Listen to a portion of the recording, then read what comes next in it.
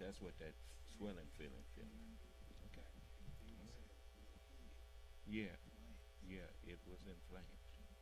It don't feel inflamed no more. It feels swollen, but I think this stuff is doing the job. Okay. All right, I'm gonna keep putting it on. You ain't got to tell me twice.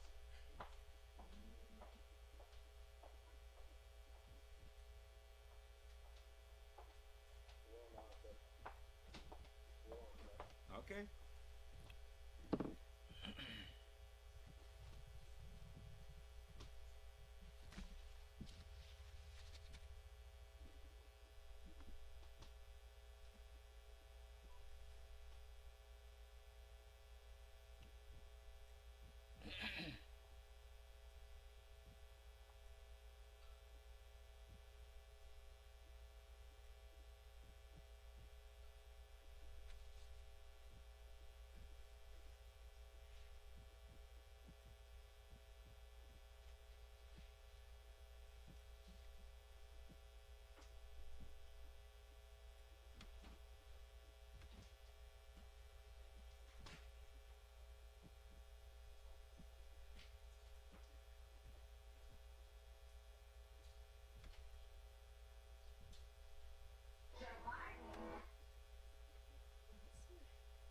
May want to make one also. That's no big.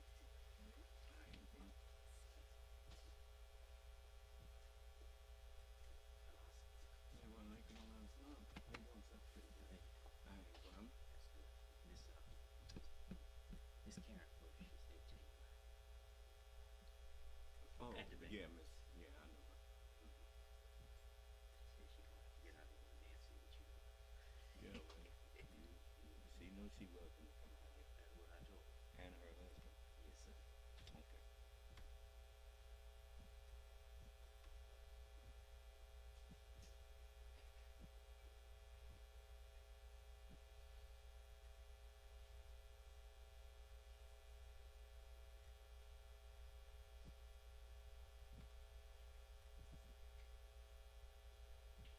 Brother Michael,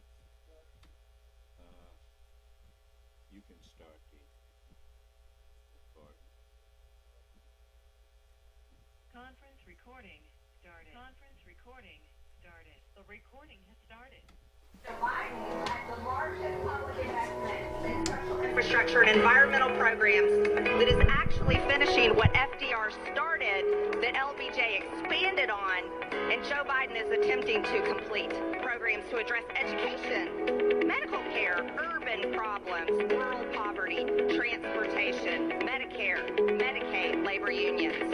And he still is working on it.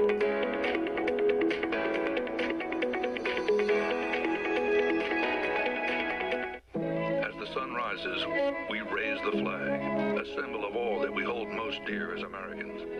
Courage, opportunity, democracy, freedom. They're the values and beliefs that built this country and still beat in our hearts. But they're under attack by an extreme movement that seeks to overturn elections, ban books, and eliminate a woman's right to choose. Joe Biden has made defending our basic freedoms the cause of his presidency. The freedom for women to make their own health care decisions. The freedom for our children to be safe from gun violence. The freedom to vote and have your vote counted. For seniors to live with dignity.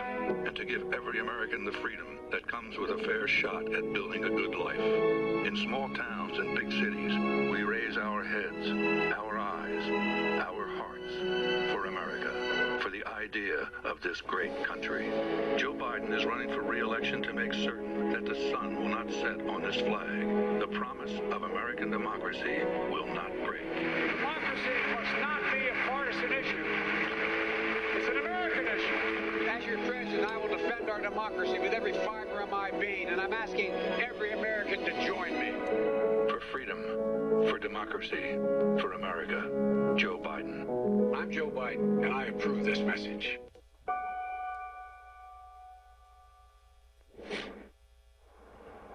The bottom line is, if you can't admire Joe Biden as a person, then it's probably you got a problem.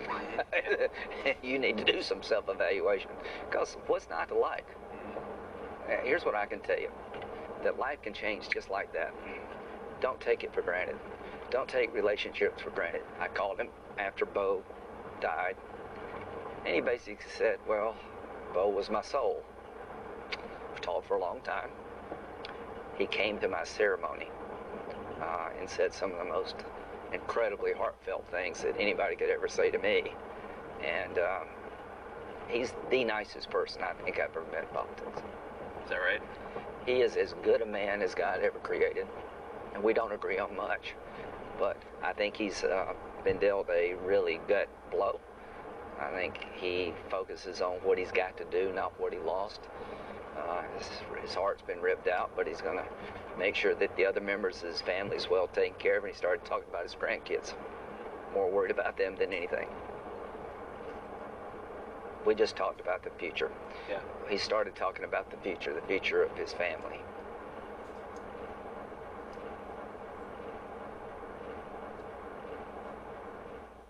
Pick up your copy of the Son of Man Speaks magazine today.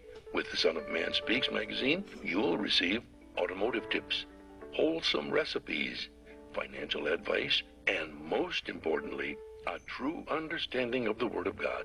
Get your copy of the Son of Man Speaks from these select locations. Sisters, Braid 2, 18070 Mount Ellie, the Shell gas station, 13110 West 7 Mile Road. To get a subscription, call 601-786-9788. That's 601-786-9788. The Son of Man Speaks magazine, dedicated to becoming free indeed.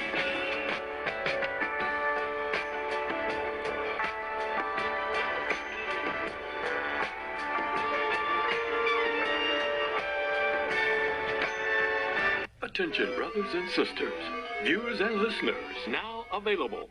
Your Son of Man Speaks magazine digital subscription. Your digital subscription to the Son of Man Speaks magazine will also include our monthly e-newsletter, both delivered to your inbox. If you have any questions regarding the digital magazine subscription or digital newsletter, you may send an email to ShabazPrinting at thenewnationofislam.com. That's ShabazPrinting at thenewnationofislam.com. Or call 1-601-786-9788. That's 1-601-786-9788. You can also subscribe online. Visit www.thenewnationofislam.com and click on the magazine tab to register for your online subscription. We would like to invite you to help support the efforts of the Unity and Rebuilding Fund. Visit the website at www.unityandrebuildingfund.com. That's www.unityandrebuildingfund.com. We often hear how we need to work together to rebuild the city, and we're actually doing it. You can make online donations and click on links to track the progress of the Unity and Rebuilding Fund. And for more information, 313-868-0000 is the local number. Again, 313-868-0000. Support the Unity and Rebuilding Fund. To make your online tithes, offerings, donations, gifts to the Son of Man through Cash App, make your payment to $ New Nation of Islam. That's $ New Nation of Islam. Or call 601-786-7056. 601-786-7056. Murray, out of the pocket. 7 seconds. 6 seconds. Murray, he's the downfield. Oh, man, the power's out again. You have reached Quality Construction and Engineering, your #1 emergency generator source. Power outages can be unpredictable, inconvenient, and disruptive to your life. With a backup generator, your life goes on uninterrupted with power when you need it. Not to mention the peace of mind of having your property suited to weather the storm. Whoever would have thought in Houston, Texas, that we would have an ice storm? It did happen, and that Sunday night when it came in, I got up and looked at the front door. Everything was pitch black. It was horrible. Something out of a novel or a science book that you had never seen before. Once the lights went out, my generator popped on. It ran 55 hours. The only one had lights. Get your backup generator installed with Quality Construction. We install both residential and commercial generators, so you're always covered. Schedule your consultation with us by calling 1-855-876-9370. That's 1-855-876-9370. Or visit us online at www.powerqec.com. That's www.powerqec.com. Financing is available with low monthly payments and 0% interest for 18 months. That was the best investment that we could have ever made. That's my backup, the generator. Generators with quality construction, built tough enough to weather the storm. I just used your other one though today because it was, look, it did 2 drips and I was like, oh, I can use my umbrella. My homegirl was talking about me. I'm like, don't talk about me. With our umbrellas, our customers are turning a drab day into a fab day. After all, representation matters. In other words, rain or shine, we've got you covered. Introducing Designs by Deej, your one-stop gift shop for all things handmade and unique. Our products range from our most popular umbrellas, blanket and pillow sets, handmade coasters, and other statement pieces that showcase the beauty of our melanin and natural hair in a beautiful and empowering way. You can find our brand at the sister shop locations in New Jersey and Atlanta, Georgia, or you can visit our website, www.designsbydeej.com. Again, that's www.designsbydeej.com.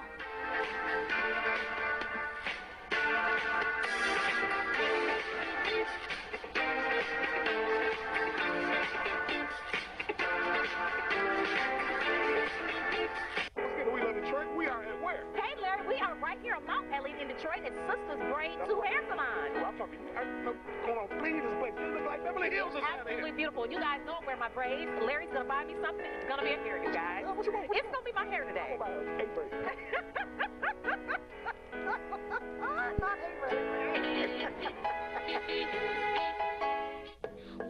Welcome to this week's edition of We Love Detroit. I am on Detroit's east side at Sisters Braid 2, a beautiful hair salon. I am here with the CEO, Miss Crystal. How are you today, Miss Crystal? I'm good. Thank you. I am so excited to be here. Everybody know I love my hair and I love my braids. Typically, you guys know, but you have to tell us, how did Sisters Braid 2 get started?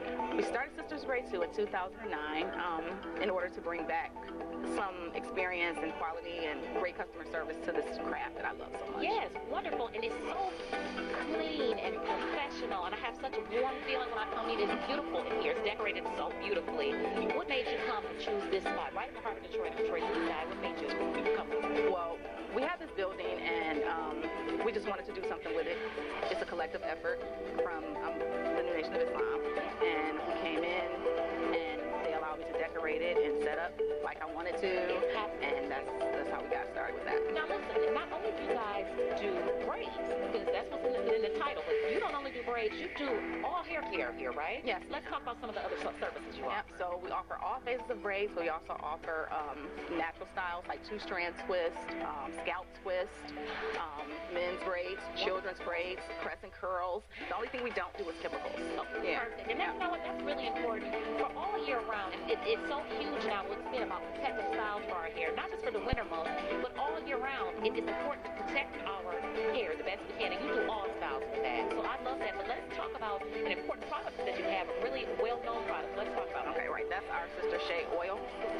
Yes, it's loaded with 10 to 12 great natural oils, aloe vera, shea butter, grapeseed oil, rosemary. So all those things that soothe the scalp while you're in braids, or even if you're not in braids, those things are going to hydrate those coils. I love it. And keep your hair healthy. And it's done really well, right? You've been on some really well-known shows, right? Yeah, we've been on Live in the D. We've been on Channel 7. We're featured in Small Business Saturdays. Fantastic. We have the Spirit of Detroit Award. She's on the Spirit of Detroit Award. And now she's on Detroit Award. We Love Detroit. Absolutely. Now she's come around. Yes. Absolutely. We just love it. Right here, Sisters Shea is the product. Sisters Braid 2 is the shop. When are you open, Crystal? We're open Tuesday through Saturday. We start as early as 8 a.m. We take our last appointment around 6 p.m. So appointments, because you want to make sure that you're being considerate of others' time. Yes. And because that's something that's very important right. to us. In order to give that comfortable quality service, we feel like the only way to go is by appointment. That's right. As soon as you get in, you're getting in the chair, you're getting serviced. My favorite. I will definitely be coming down. Okay, that's not great.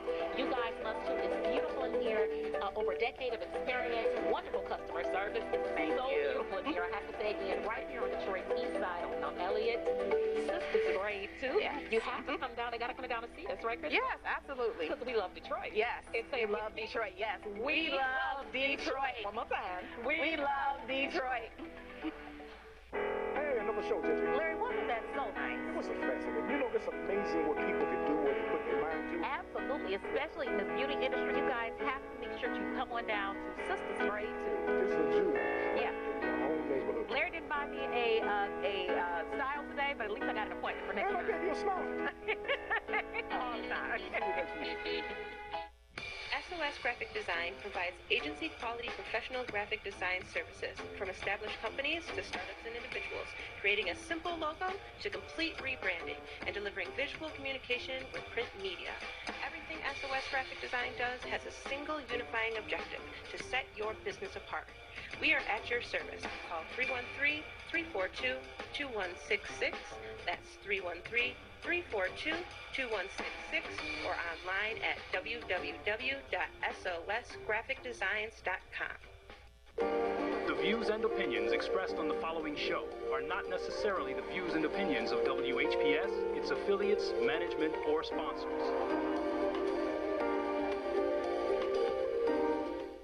Brothers and sisters, are you tired of reading the Holy Scripture and not really understanding what you read? And if you're reasonably sure, have you ever tested that what you feel you know with someone that has a different view than your own? Then let's talk with one another. Then let's reason with one another on a Scriptural Discussion with the Son of Man every Wednesday at 9 p.m., Friday at 9 p.m., and Sunday at 12 noon on WHPR TV Detroit Live, 88.1 FM WHPR, and Comcast Cable. Why don't you call and discuss the Holy Bible, and if you have one, the Holy Quran, and come to an agreement about the Holy Scriptures and their true meaning? You can call in live on the air at area code 313-868-4336, 313-868-0342, or 313-868-0351. That's 313-868-4336, 313-868-0342, or 313-868-0351. And now, let's go live with a Scriptural Discussion with the Son of Man.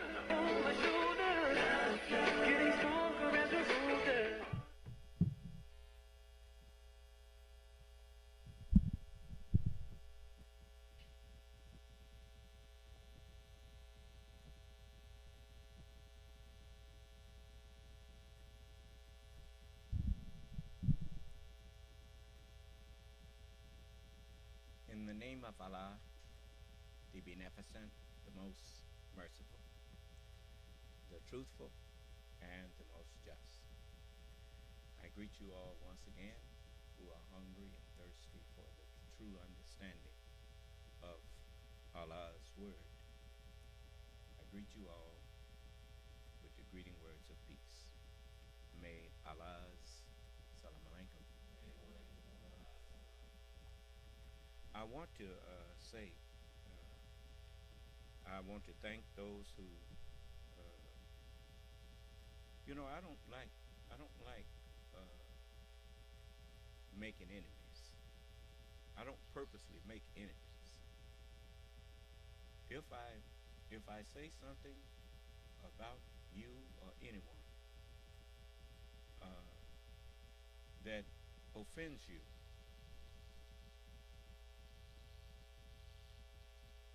tell me. And if what I say is the truth, then this is the one thing I know about myself. And to know yourself is to know all men like yourself. I don't think none of y'all came here by way of other than a pregnant woman. So we all got that in common. The one thing that makes a man change his way of thinking or change his way of doing, the surest way is to shame him. If you cannot put shame in a person, you can't change them. Because you cannot convince them to change if you don't first convince them to be ashamed. Shame is a wonderful thing. Every emotion, everything that Allah put in us is to help us fulfill our duty.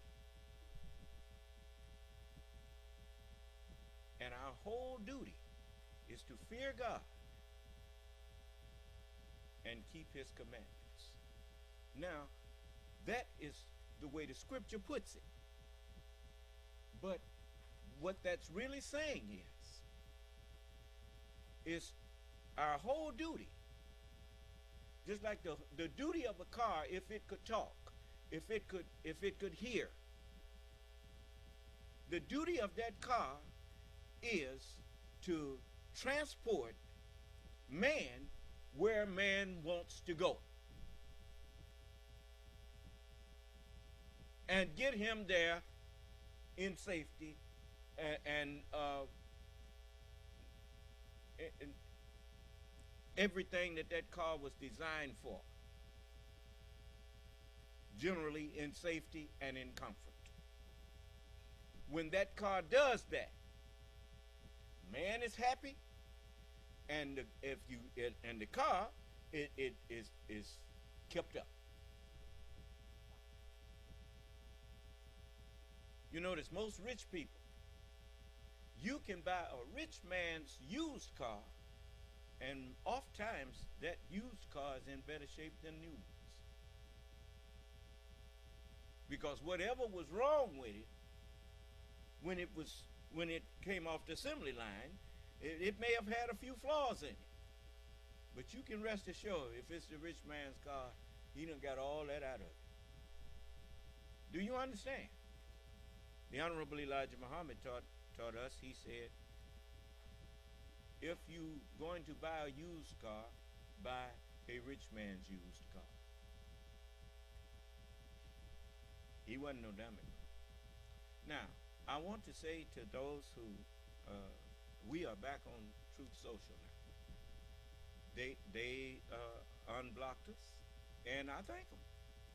I want you to understand something. That I'm a firm believer in going into a forum where people may disagree with me. That's the only way. If I'm in error, the only way I'm going to find that out is to go where people don't agree with me. Do you understand? And if they can present facts to show me that I'm in error,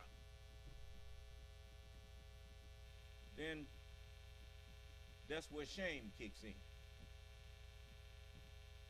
That's why the scripture says, study to show thyself approved unto God, a workman that needeth not to be ashamed, rightly dividing the word of truth. Because it's a shameful thing for a man to stand up and claim that he knows the truth and is teaching the truth, and then somebody manifests that the man didn't know what he was talking about.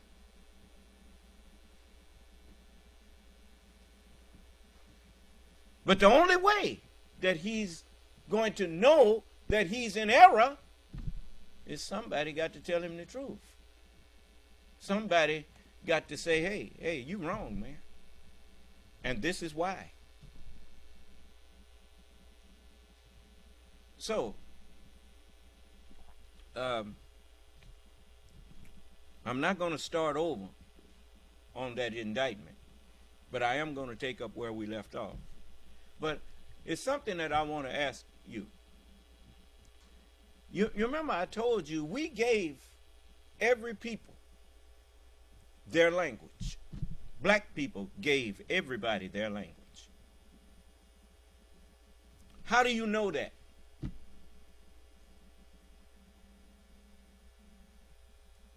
The way you know that is when you find out where everybody came from. All human beings on earth are the offspring of the black man.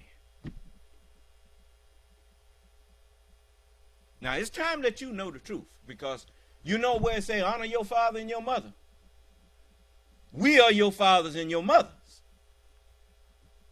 And you know what it said after that? That your days may be long upon the land which the Lord your God gave you. We're not going to take your insults no more. Now, these who look like me, y'all who grew up in this country and was slaves, you fulfilled that part of the book. Well, God did say, Abram, your seed is going to be a stranger. Thank you, beloved. It's going to be a stranger in a land that's not theirs, and they are going to serve them. How many of y'all saw Spook who said bat it up? If one place it kind of tickled me, and as he was, what was his name? The star, Freeman. I think his name was Freeman, wasn't it? And Freeman, he was the star character, and the FBI director was told him that just a few of y'all passed. He said, but as he was getting ready to, I think, light a cigarette or a cigar or something, Freeman went over there and lit it for him. and the other brother looked at Freeman and was shaking his head, you know, and thinking to himself, "You Uncle Tom." And so the FBI director, the white man, he told him, he said, "You people must serve." And Freeman said, "Yes, sir." So it tickled me, because, you know, as I look back in history, when God told Abram, go and leave Ishmael out there in the desert, him and his mama, drop him off out there and leave him there, Abraham obeyed him. And Ishmael and Hagar, she didn't complain either.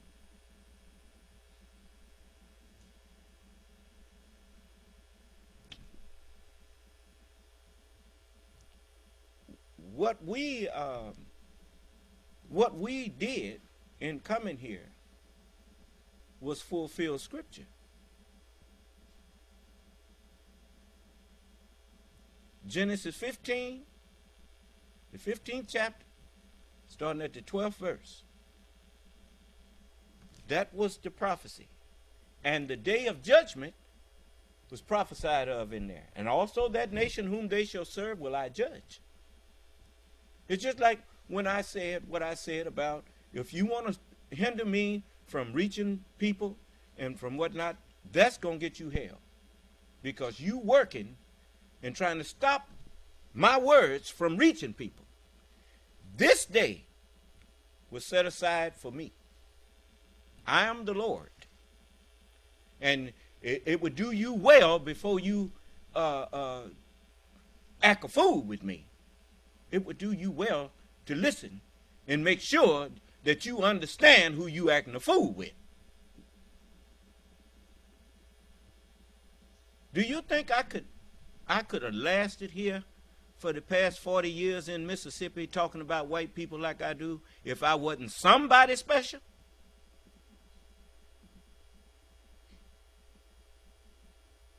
You better wake up, boy. I'm trying to save your life. I ain't got no dog in the hunt against the United States. It was God's will, well, then that's the end of it. You ain't got to lie about it. You did it. And then whoever don't like it, tell them to take it up with God.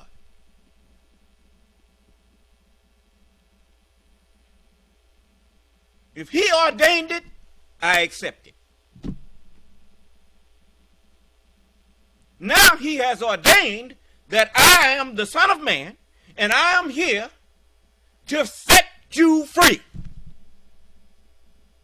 Not just free from white people, but set everybody free from the devil that has been ruling in people for the past 6,000 years. That's the mind that's in you.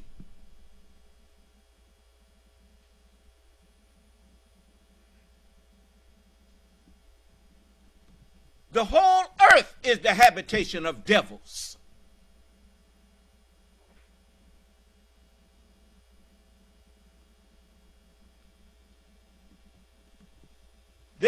Some of them knew what they were saying. That's why in China, some of them, they say there's a foreign devil. Well, why is he calling him a foreign devil? Why not just say a devil?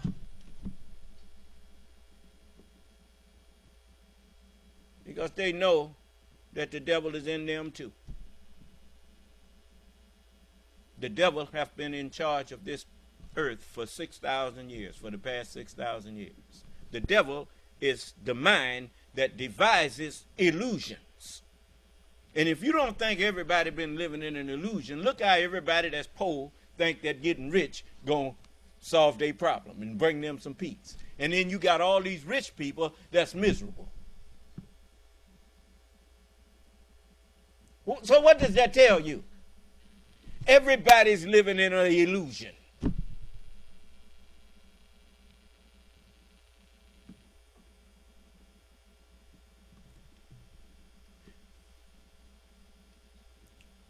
When you, I'm going to get to the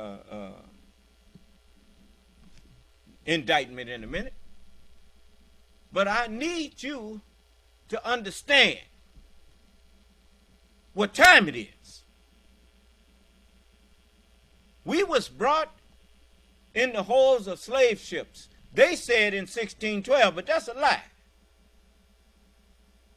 It started in 1555. They couldn't make slaves out of them.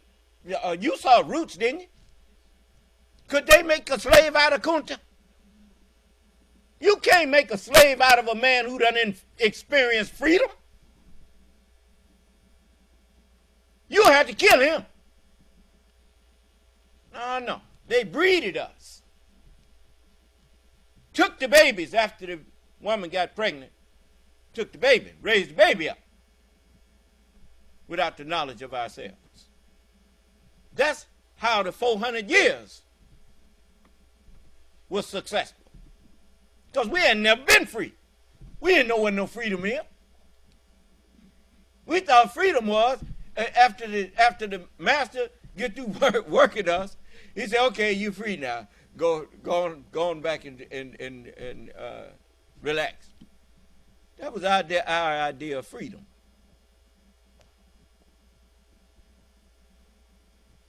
That's why he was very careful not to let us get educated. 300 years worth.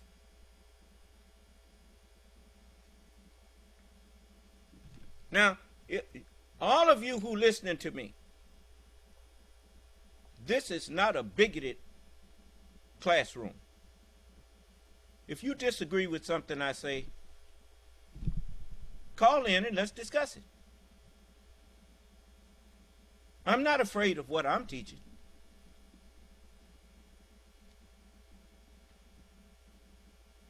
And you can be white as snow or black as tar or any color in between. It don't make no difference to me. You don't even have to give your name. What's important is what you want to discuss, not who you are to discuss it. We are human beings. That's enough.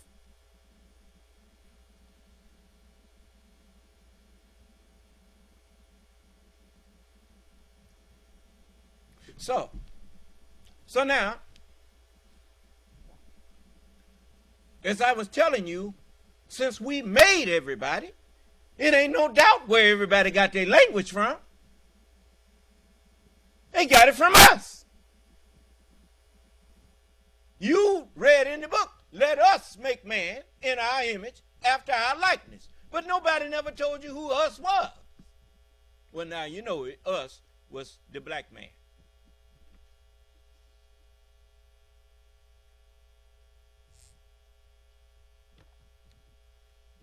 So I want to let you know, I remember the messenger said, he said, a true father loves his family or his children regardless to how they act. And that's the truth. It's just like me. My daddy used to, man, he said, come here, you crazy monkey. And you know, and he said in front of my friends. And they just fall out laughing.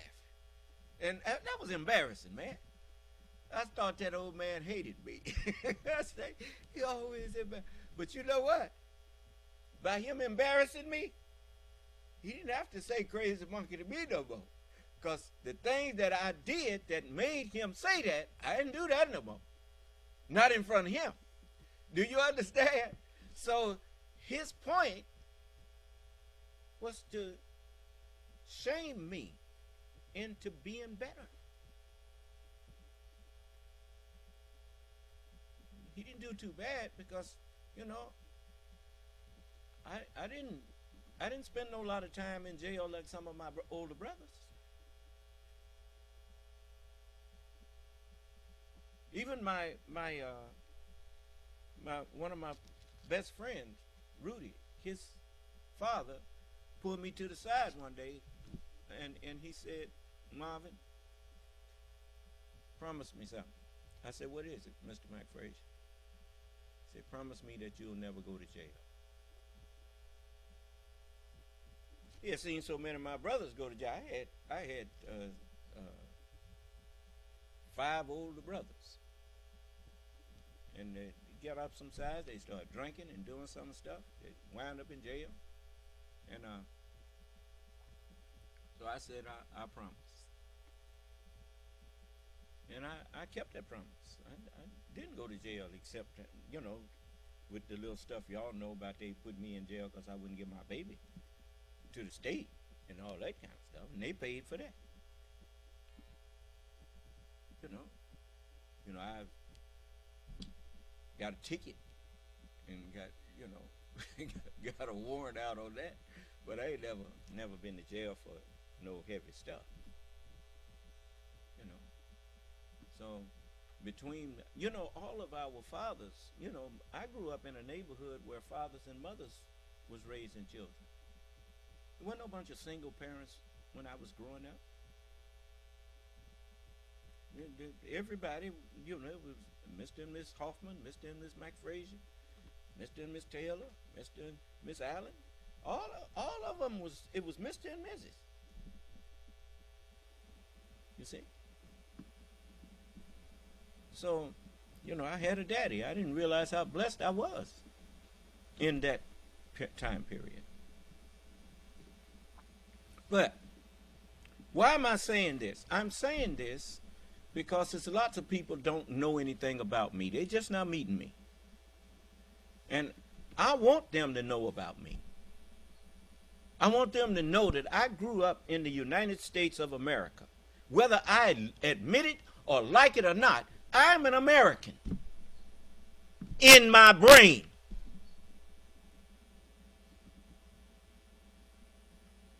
That I can't get out of.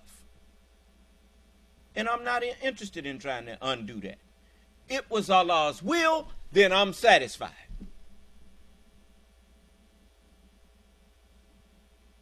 In order to judge white people, I had to become white people. So I went to school, elementary, junior high, and high school in the United States of America, reading white textbooks that written by white people, and the mind that was in me is the mind that came out of them books and white people's education. If you asked me who the father of my country was, I said George Washington, not even realizing I ain't got no country. It's white people's country. But now I know myself and I know white people.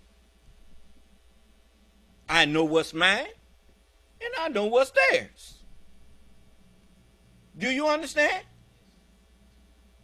The Honorable Elijah Muhammad woke me up to all of this. And he knew that once he woke me up, the mind that I was destined to have in me was Christ. I already had the mind of the devil in me. Now I needed the mind of Christ. You see that? That lion with the lamb now? The lion is the beast. The lamb is representative of the prophets. Remember David, and he said, we are his people and the sheep of his pasture. And another place Allah said through Jesus, I send you forth as sheep in the midst of wolves. Therefore be ye wise as serpents and harmless as doves. That's why all of the prophets, none of them, until Muhammad, none of them went to war. But when Muhammad was persecuted and the Quraysh was trying to destroy him, Allah revealed to him, persecution is worse than slaughter. Fight back, and I will fight with you. And if there's 10 of you, you will overcome 100. And if there's 100 of you, you will overcome 1,000. And so Muhammad declared war on Mecca and went back to Mecca and conquered it. And they was getting ready to slaughter them people. And Muhammad said, oh, wait. If any of them will say, there's no God but one God, Allah, and Muhammad is his messenger, don't you take his life. Give him that choice. He knew how to stop the fighting. Because no messenger of God wants to shed anyone's blood. God is the God of peace. The scripture also says that the work of righteousness shall be peace. And the effect is quietness and assurance forever. Why do you think to sit up and talk about you looking for a race war with who? Ain't no black people got no army in the United States. We got nothing. How we gonna fight a war against you? You are a coward, man. You see? I'm fighting war right now. It's called War of Armageddon. And my sword is the word that's coming out of my mouth, which none of you can gainsay nor resist. You ain't got nothing to dispute with me. You guilty of everything that I say you guilty of.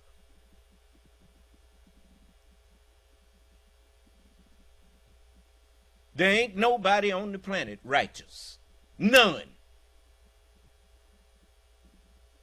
So then where do you begin, if you're going to judge people, where do you begin condemning people since ain't nobody righteous? If the book says the wages of sin is death, then everybody on the planet deserves to die.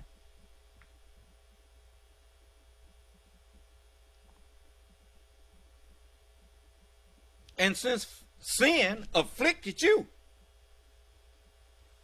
it afflicted me too. So if we gonna kill everybody that's done sin, well then ain't nobody left on the planet. I tell you what, I got a better idea. Let's just forgive everybody. How that sound?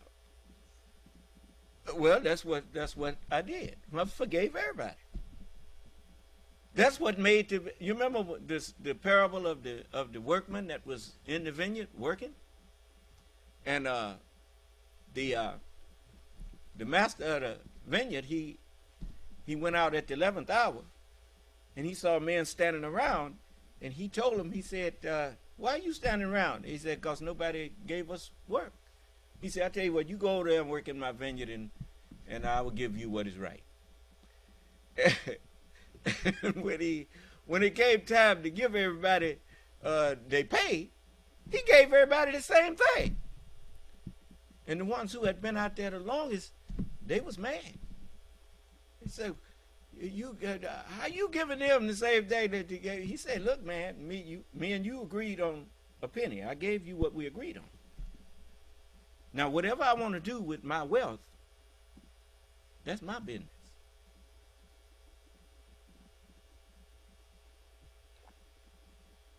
So, I'm not trying. If I could have reached Donald Trump after telling him what was in his mind, he should have wanted to talk to me. I told him what he meant by what he was saying to my drain the swamp. I said, he talking about he gonna get rid of your government. I told him that. Now they waking up to what he was doing. But I said that way back in 2016 when I spoke on him.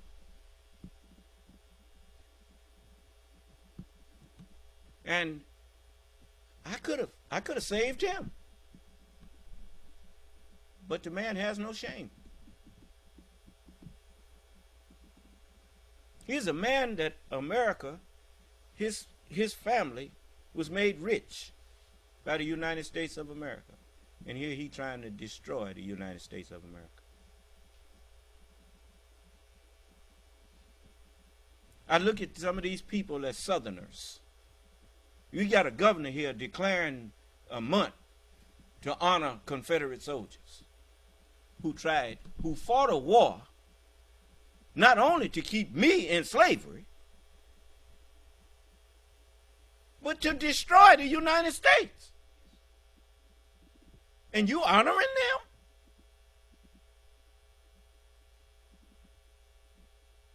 And you know the sad part?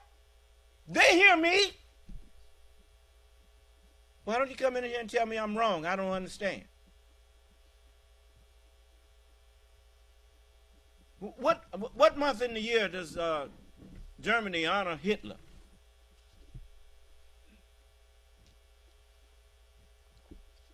Come on now, he was at one time, he had seduced the whole country. How come they ain't honoring Hitler today?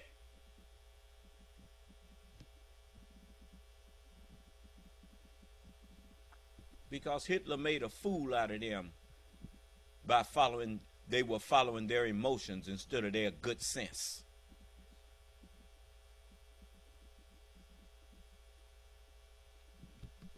Good sense will tell you when somebody try to get you to do something evil or whatever to somebody else that you don't seem to think is evil. Ask yourself, if this was me, this was being done to, would I go for that?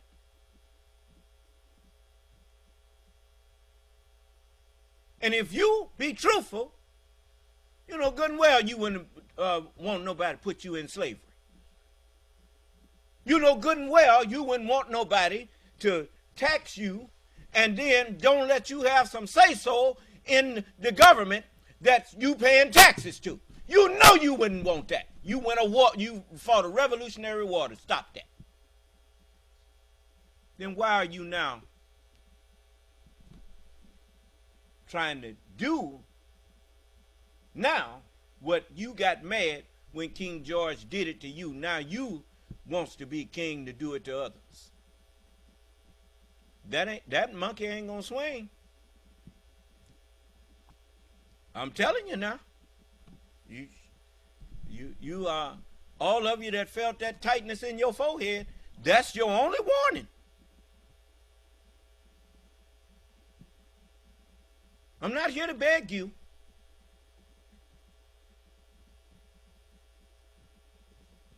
I forgave you your ignorance. You did what you did because you didn't have no choice no more than we had a choice. The word of God fulfills itself.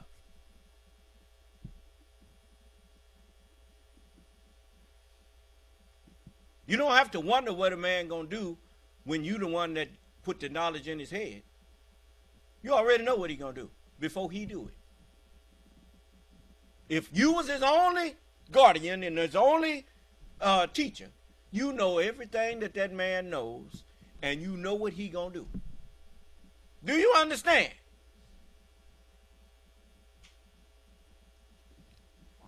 We made the devil. And he tried to tell us that he was going to make evil fast seeming because we judged him and made him erring. He thought we had made the mistake. We didn't make no mistake. There wasn't no mistake. Yaqub knew exactly why he was making the devil. Just like a scientist knows exactly why he's culturing a virus. He intends to study it and come up with a vaccine. But in order to come up with a vaccine, you have to culture the virus. In order to come up with the Son of Man, we had to culture the devil.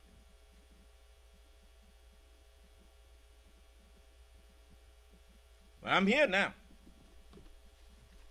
And your maker told you, remember the Sabbath day to keep it in accord with the Holy Scriptures. Now, do any of you disagree? If you don't believe I'm the Son of Man, come in and tell me why so we can get that conversation over with. I mean, you got a right to question me. You can bring your preacher. You can bring your email. You can bring whoever you want.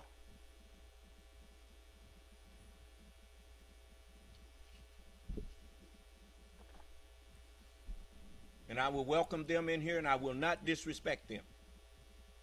And if you think I'm lying about that, go back and look at my interview with Holger Neubauer. Look at my interview with Mr. Thomas Robb, the national director of the Ku Klux Klan before he passed. He came and talked with me. And I was not disrespectful to him. And when he got a little disrespectful to me, I warned him. And he corrected himself. Don't come in here and call yourself showing off. Now, if you don't want to talk to me, talk to me.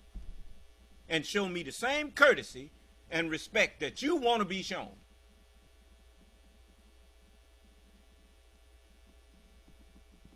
Because I don't blame no creature for being what he was made. When we look like talking about we made the white man the devil and then blaming him for what he being the devil. Wasn't his fault. That's our fault.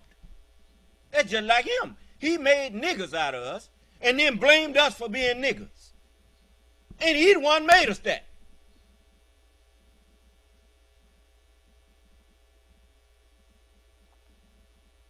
No. Well, the time for all of this stuff, mocking each other and all that and disrespecting each other, that time has ended. The time for it is gone. Respect everybody. And everybody will respect you. Now, I got one question for you before I go into the reading of this indictment. Since nobody is doubting that I'm the Son of Man. See, that's a good way to start. You see, if you doubt that I'm the Son of Man, you're not going to pay no attention to what I'm saying to you. But if we get that out the way, then we can have a serious class. Because right now, every one of you, not just you here sitting looking at me, but you who are on different continents, you are being put on the level of all of the prophets. Because the resurrection is not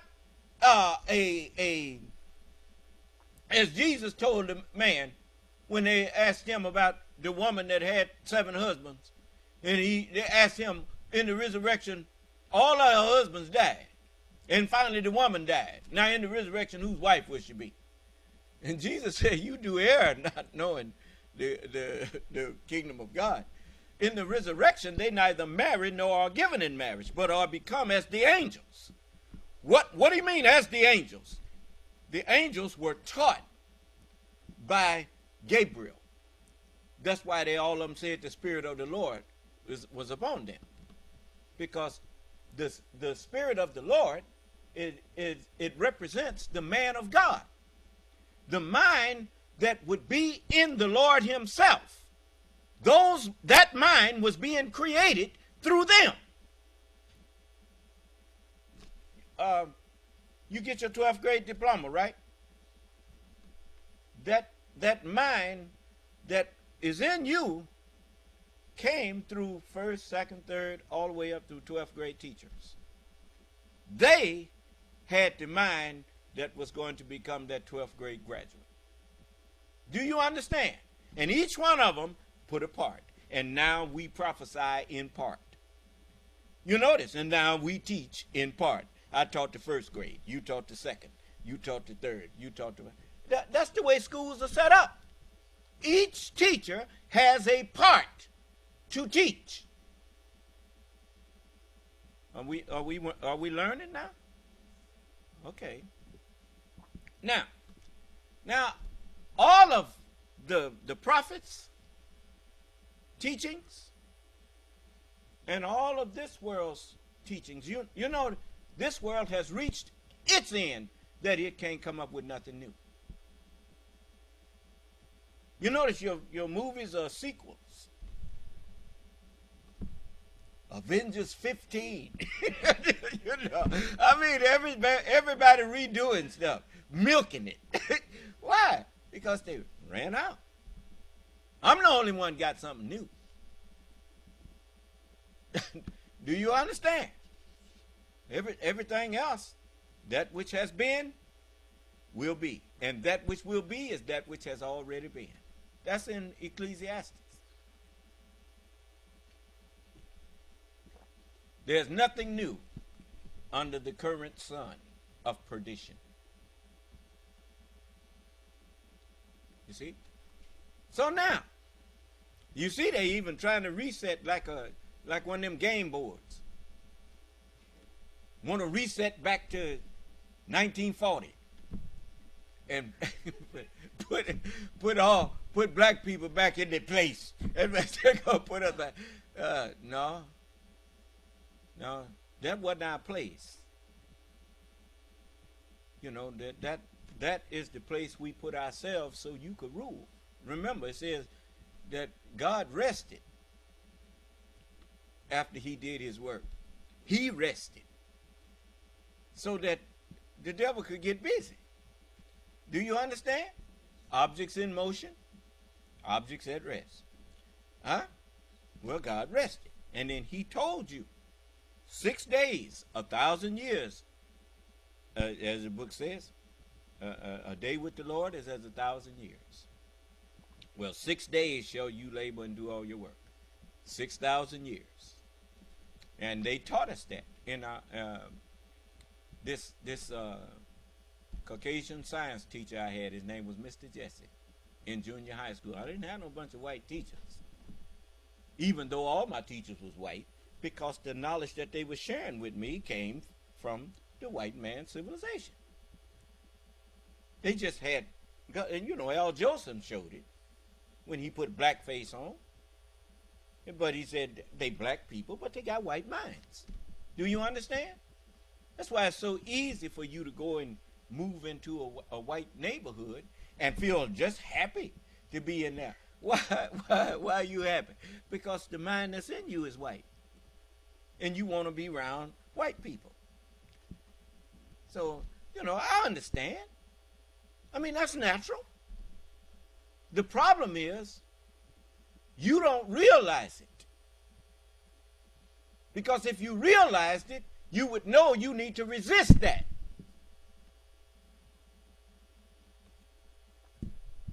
But that's why when you get rich, the first thing you do is you move over there with them. You don't think about building up where you at, because these niggas is crazy. That's what you say. Well, you ain't wrong. We are crazy. They drove us crazy. They made us crazy. The first step to, I visited California again, and went to an Alcoholics Anonymous meeting with a brother that I used to be in the nation with. He had got back on alcohol,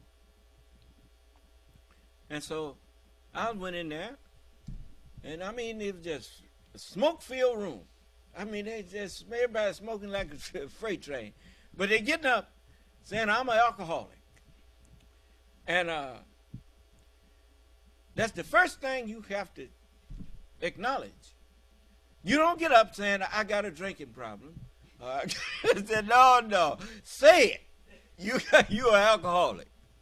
Because they want you to admit that that's what you are, so that you will know that you can't ever take a drink. One drink is too much for you. Do you understand? And so they make you admit that you're an alcoholic. And so if you don't first admit that you just a black-skinned white man and black-skinned white woman, you ain't never going to overcome the mark of the beast. Because you look in the mirror and you don't see who you really are.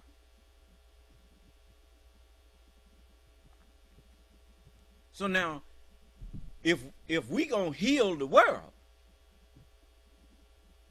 we got to first heal ourselves. And that's written. You shall take up this parable. Physician, heal thyself. Talking about what you want to do for other people. Look at you. How you gonna help me and you out of your mind? That's what anybody could say to us. I mean, it ain't be right. You see? I mean, if all I can do is talk to you in a private setting, that alone should tell you that I'm not what I claim to be. The sun don't shine in private. The sun shines in front of everybody and shines on everybody. And ain't nobody look up at the sun and say that ain't the sun. I didn't hear you. You hear anybody telling me I'm not the sun?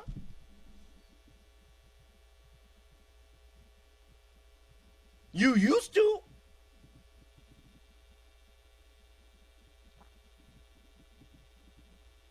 I didn't run away from him. I had a conversation with him. In the first place, see, I could cut the conversation short, but I don't. They don't know the scriptures. Otherwise, they wouldn't even try to come in here and tell me I'm not the son. Because the scripture says, no man, it says all things are delivered unto me of my Father. And no man knows who the Son is but the Father. Neither any man the Father but the Son, and he to whom the Son will reveal him. I'm the first one who ever revealed to you that God is an acronym. And it means grantor of dominion. Now, how did I know that? I'm the Son. And I revealed the Father to you. The Father is the truth.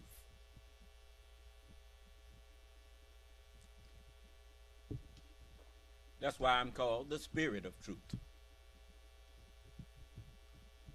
So now, let me give you another little English lesson.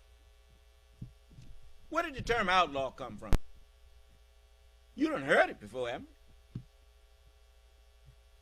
I remember Clint Eastwood played in a movie called The Outlaw Josie Wells. And you hear people talk about outlaws all the time, right? And most people don't even know what that term means.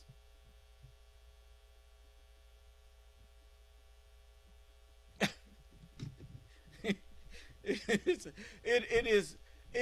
is really, you know, I'm trying to show you how we walk around posturing with our degrees and all of these things. Well, I ain't say I ain't got no degrees, but I look at the people walking around with master's degrees and philosophy doctorate degrees and whatnot, and they have convinced themselves because of that piece of paper that they are very wise. Answer me this. If the world has so much wisdom, why is it on the brink of destruction? Why there's no peace nowhere in no country? You got people trying to install a dictator in one of the greatest, matter of fact, in the greatest government that's not a dictatorship, but has exceeded in greatness, in wealth, in education, in every way. The United States excelled the nations. And these people were trying to dismantle this to copy failed dictatorships.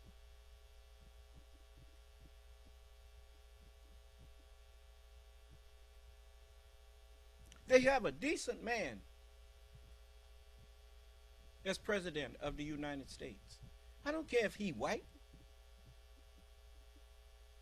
Joe Biden is a decent man.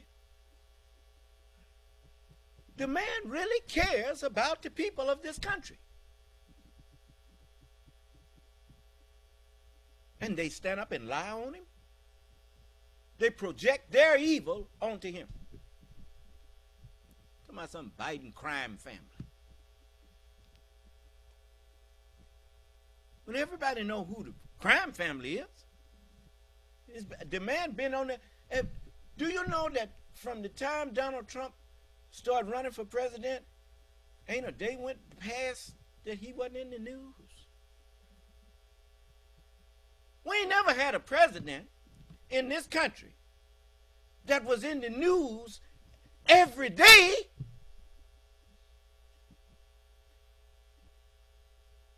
Don't nobody, tell me something. How many of y'all done had a heart attack? None ever had heart failure. Well, then I bet you go all day, all week, all month, all year, and you never even think about your heart. You know why?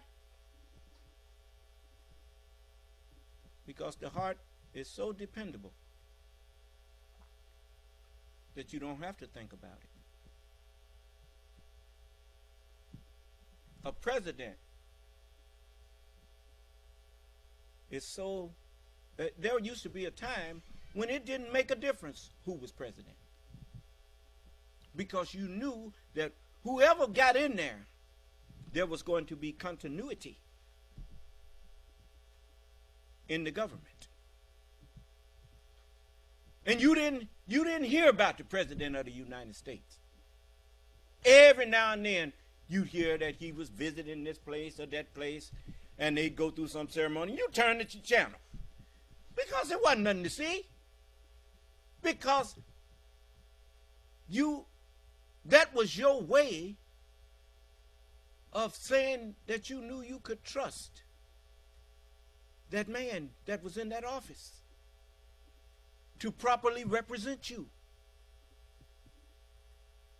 But you know what happens when your heart go to skipping and going on? Every time you get up, you're thinking about, let me see what my heart doing today. And that's what you do with Donald Trump. You want to know what he done got into today. What he done now. What he going to do next. Because what? He ain't got no agenda. He don't have no platform. He gets up every morning and decides, what am I going to do today? He don't know what he going to do till he get up.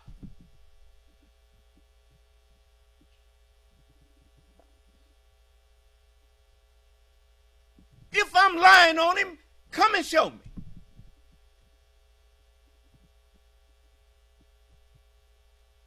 He's an outlaw. But you don't know what outlaw means. So what is the point of me telling you he's an outlaw if you don't know really what the term means? I'll show you what it means. Turn to the book of Revelation, the last chapter.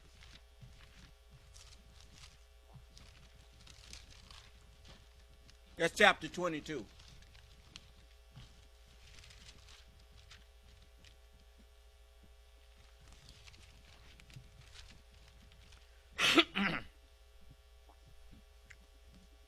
Now it says, now this is the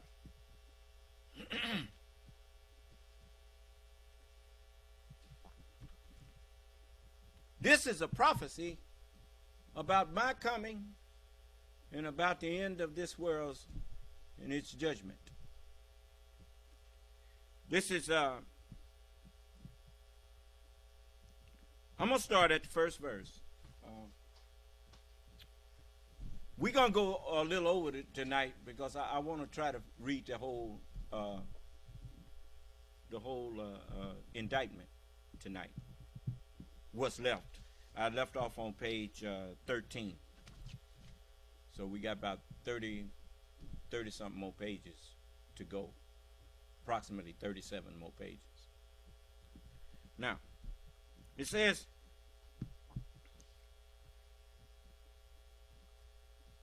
and he showed me, this is the first verse, and he showed me a pure river of water of life. Now remember now, the scripture says that whosoever believeth on me, out of his belly shall flow what? Rivers. And you notice a river of, I ate up the scriptures, and now rivers flow out of me. But the rivers that come out of me, they're not confused. They're not filled with personal opinions. They are filled with understanding. And that's what this is saying.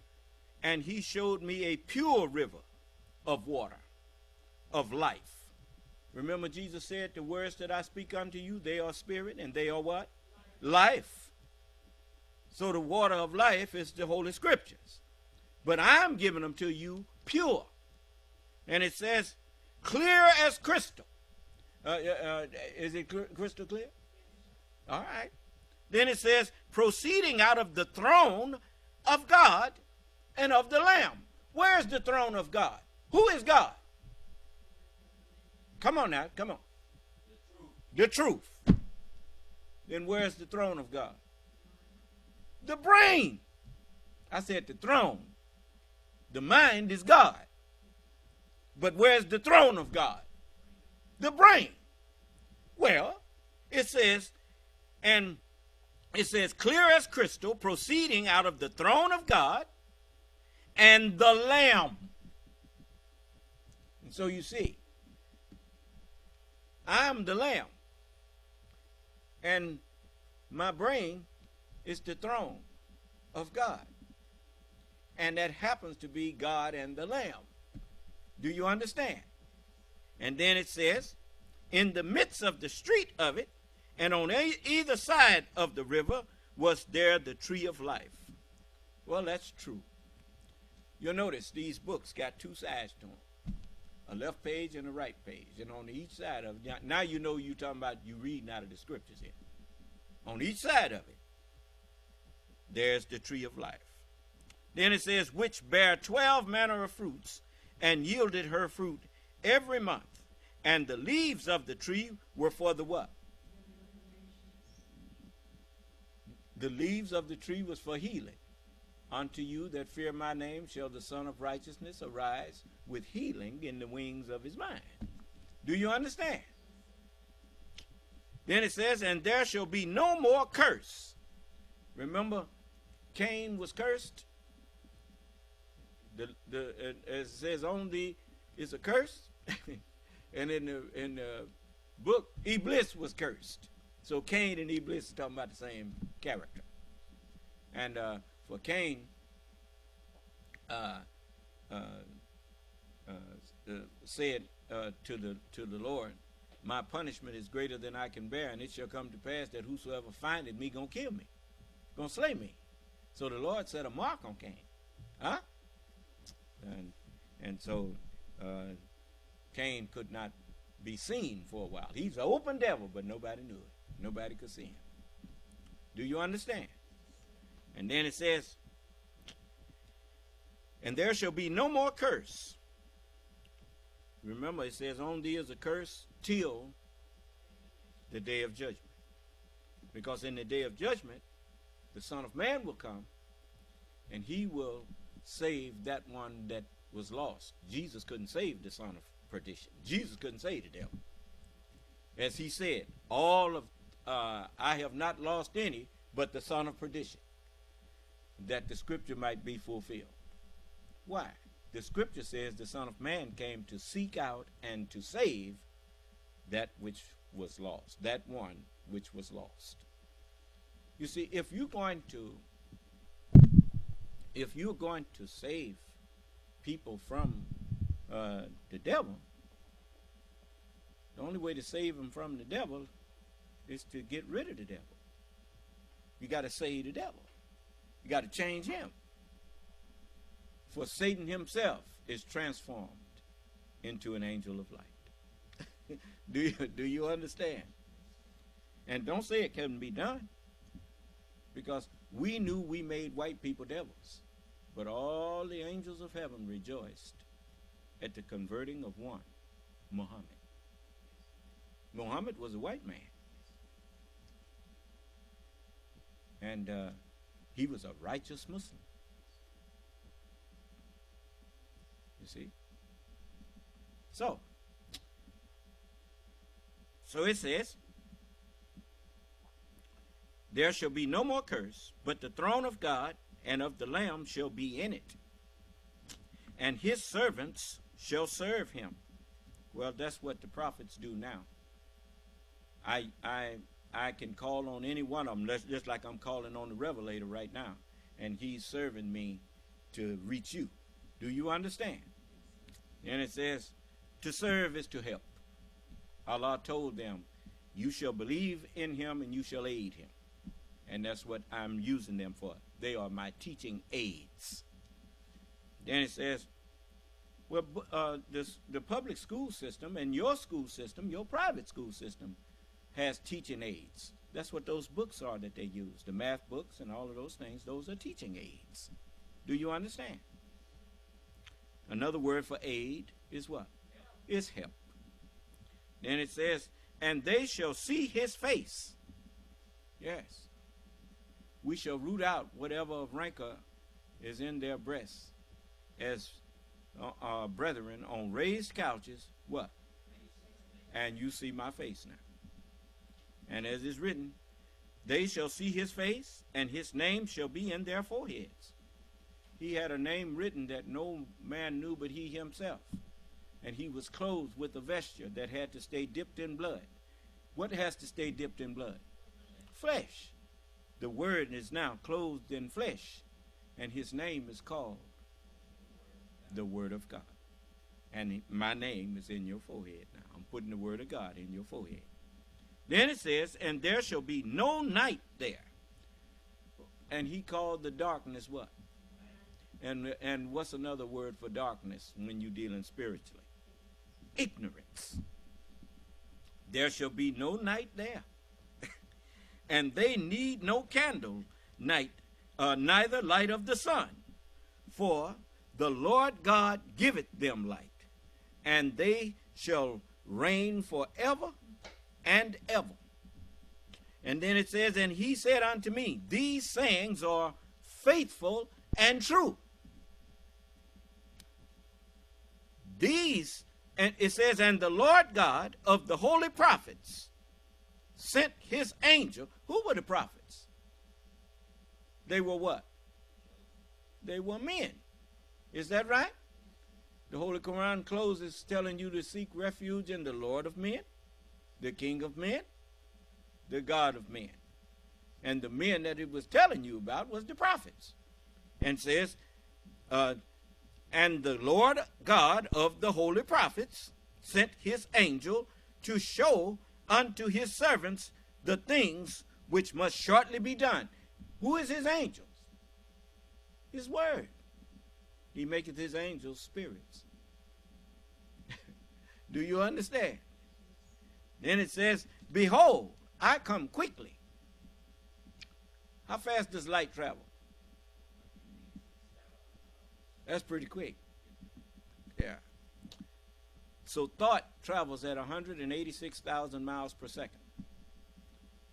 How you know that? They measure brain activity. When there's no brain activity, there's no bunch of lightning flashes going on in your, no electrical impulses going on in your brain, then you brain dead. You ain't talking. You ain't saying nothing. You ain't thinking. And so the electrical activity in your brain is your thoughts. That's helping to generate your thoughts. Do you understand? You notice we say generate your thoughts. Yeah. Then it says, and I, John, it says, behold, I come quickly. Blessed is he that keepeth the sayings of the prophecy of this book. Blessed is he that keepeth the sayings of the prophecy of this book. But why? Because when you familiarize yourself with the material that's in the book, then when the teacher stands up to discuss that material, it is familiar to you and you start to understand it. And that's where enlightenment comes. And so we sent these books down to clothe your mind. We have indeed sent down to you garments, clothing, to cover your shameful deeds, clothing for beauty, for beautiful conduct, and clothing that will guard you against evil, against being tricked into doing evil, thinking you was doing good. Do you understand? Okay. It says, blessed is he that keepeth the sayings of the prophecy of this book.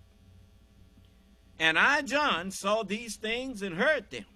And when I had heard and seen, I fell down to worship before the feet of the angel which showed me these things. Then said he unto me, see thou do it not. For I am thy fellow servant, and of thy brethren the prophets, and of them which keep the sayings of this book. And all of them told you to worship God. They didn't tell you to worship. Allah didn't send his messengers to tell them to prophesy and worship prophecies of themselves. He told them to prophesy and worship prophecies about the coming of the Lord. And I am the Lord. And they all worshipped me. See, most people, you never knew what worship meant. It's two words, W-O-R-D and S-H-I-P. When you open your mouth, you are shipping words from your mouth to somebody's ear. Word shipping. Huh? UPS say they got the tightest ship in the shipping industry, but they don't. The tightest ship in the shipping industry is man. We ship things out much faster. Do you understand? And they reach their destination. How did they? Okay. Then it says, then saith he unto me, wait, see thou do it not, for I am thy fellow servant and of thy brethren the prophets, and of them which keep the sayings of this book. Worship God. And he saith unto me, seal not the sayings of the prophecy of this book, for the time is at hand. Remember before it said, when the seventh angel shall sound, the mystery of God shall be finished. No more sealing up the book. I'm opening the book. No, you're going to understand now because you're being judged now.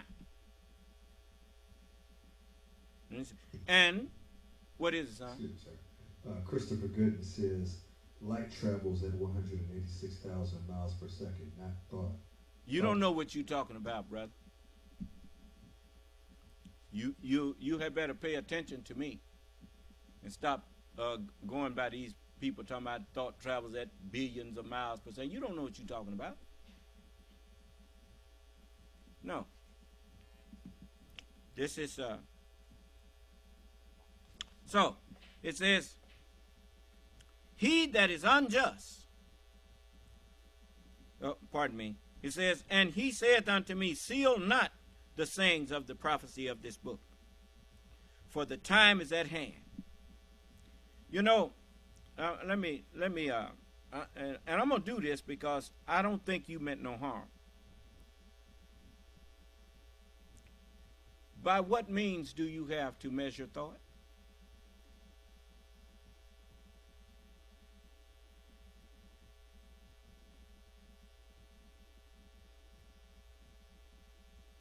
You see, we measure. It's just like when we measure distances in space. We measure it by light years. Because that is the fastest means of measuring things.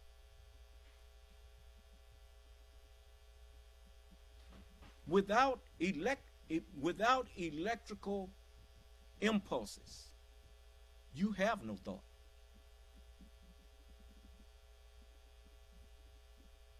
So, you know, I don't jump on somebody's train just because they say something that sounds heavy. The messenger didn't never teach us that this stuff that these people out here saying about thought travels of 2 billion miles and all that old kind of stuff. The messenger didn't teach no foolishness like that.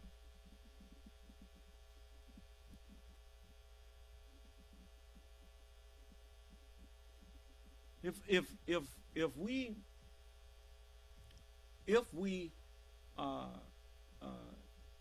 have a means other than light to measure with, we would have been using it.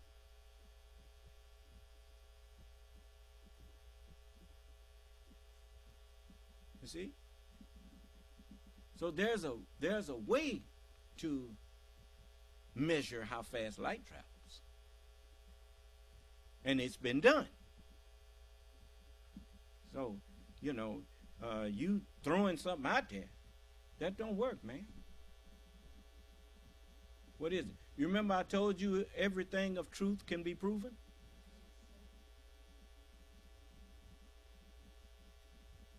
Now, what? He says those are actual facts according to... No, sir. Those are not actual facts. According to who? He said according to Elijah Muhammad. Show me that. That wasn't in the actual facts. That I saw the actual facts, and they ain't never had that in the actual facts. If you got some actual facts with that in there, that somebody done added something to it. The Honorable Elijah Muhammad never said that. It may be some of that stuff Farrakhan and them done made up, or Royal, or some of them other boys out there. But that was not in the actual facts. Now, it says, he that is unjust, who is more unjust than he who forges a lie against Allah, or says revelation have been granted to him, while nothing have been granted to him? But that's a false prophet. Is that right? There shall arise. Yes, false prophets and false Christs. Right? He that is unjust, let him be unjust still. He which is filthy, all our religions, all our righteousnesses, are as what? Filthy rags. He that's filthy, let him be filthy still. And he that is righteous, let him be righteous still. And he that is holy, let him be holy still. And behold, I come quickly, and my reward is with me. To what? To give every man according as his work shall be. I am Alpha and Omega, the beginning and the end, the first man Adam and the last Adam. Blessed are they, now listen to the Revelator say, blessed are they that do his commandments. He's telling you about me and what you are if you obey me. You are a blessed man or woman. Blessed are they that do his commandments, that they may have right to the family tree of life. Yes. I'm giving you of the tree of life when I teach you from Moses, David, Solomon, Jesus. What did Jesus say? Whosoever doeth the will of my Father, the same as my mother, my brother, and my sister. The same as my family tree. I didn't hear you. Then it says, and may enter in through the gates into the city that Abraham looked for, whose builder and maker was God. The city is the holy city, the new nation of Islam. That's what I'm building. Then it says, for without are dogs. What does without mean? Now you know what outlaw means. Everybody that's outside of the laws of God. And why are they outside of the laws of God? It's because they are despisers of God. Dogs. On the outside are what? Dogs. Dogs mean despiser of God. Now, let's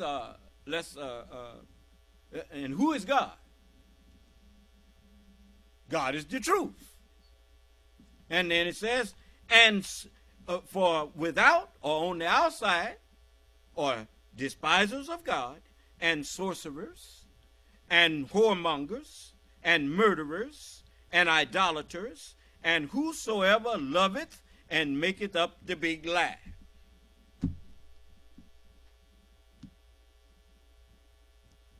So all y'all who pushing lies, you on the outside.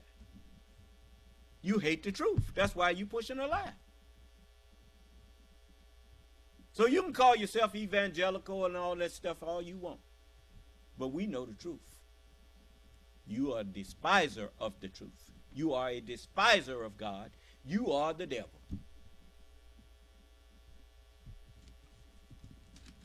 And you may think that you got numbers and that's going to help you It ain't hard to do away with numbers. Didn't you just see over 1 million people get wiped out in less than a year in the United States by a little force that you didn't even see? Sitting up, believing a lie, and the thing that they was saying didn't exist was killing them. On their deathbed, telling the nurse, tell me what's really wrong with me, because ain't no COVID. Ain't that what they were saying?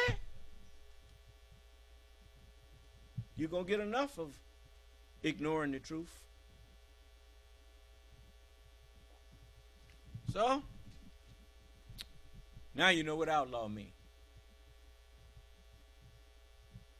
Outside of the Word of God. And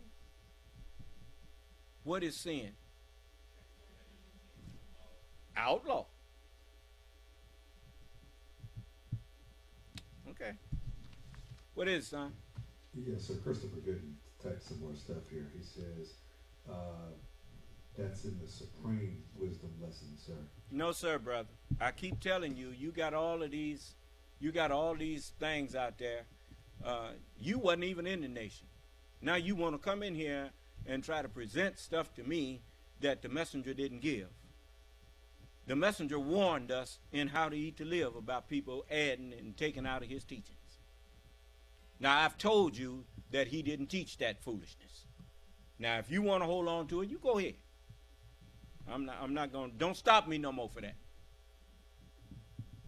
Now, this is page 13 of the indictment. It says, C. Co-conspirator 2 encouraged the legislators to decertify the state's legitimate electors based on false allegations of election fraud.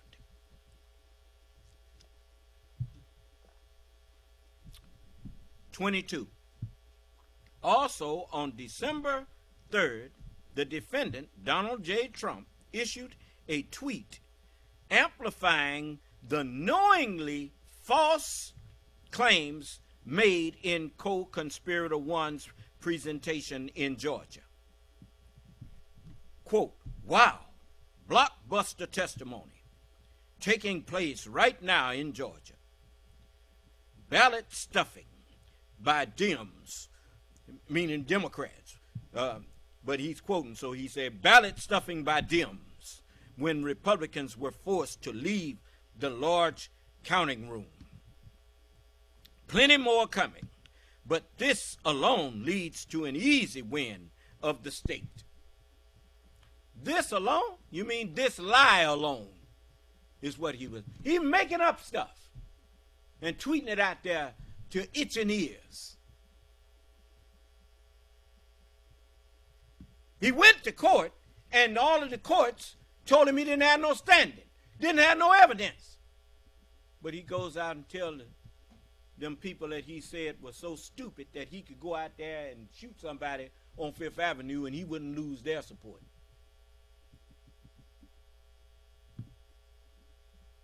I know one thing, you ain't too stupid, because you come in here throwing some insults at me, I'm going to put you where you belong. I'm going to put you in hell. Because I offered you salvation. So, the only thing that's left for you is damnation.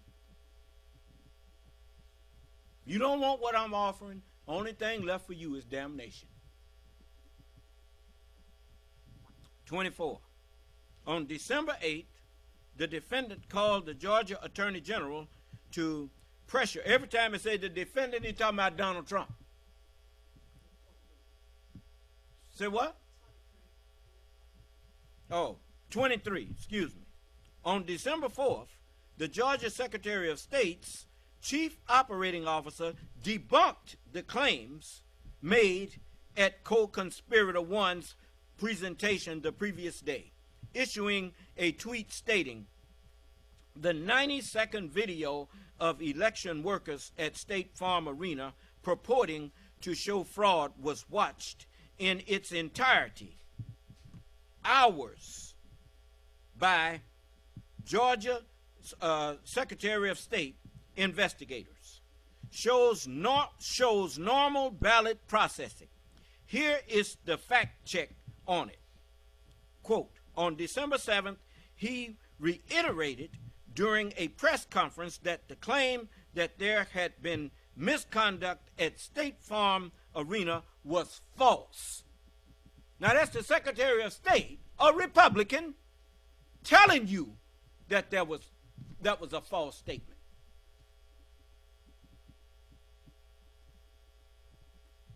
But you know, on the outside are dogs, people who hate the truth. How you know they hate the truth? They only go where they can listen to a lie. Everybody that love the truth, they ain't got no problem with what I'm saying.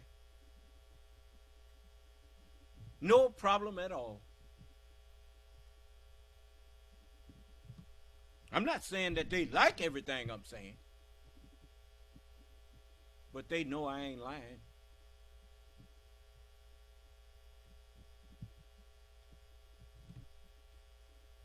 '24. On December 8th, oh, and let me say this to you. Whenever you bring me anything and try to put a prophet's name on it or whatnot, and you know, here you got people that wasn't even in the Nation of Islam running around here talking about what the Supreme Wisdom said. How did you even get your hands on something from the Nation of Islam if you wasn't in it? Those lessons wasn't just sitting up out there for anybody to come grab. And whoever gave it to you to make themselves look like they were somebody that should be followed so they can go in your pocket and get you to get them some money.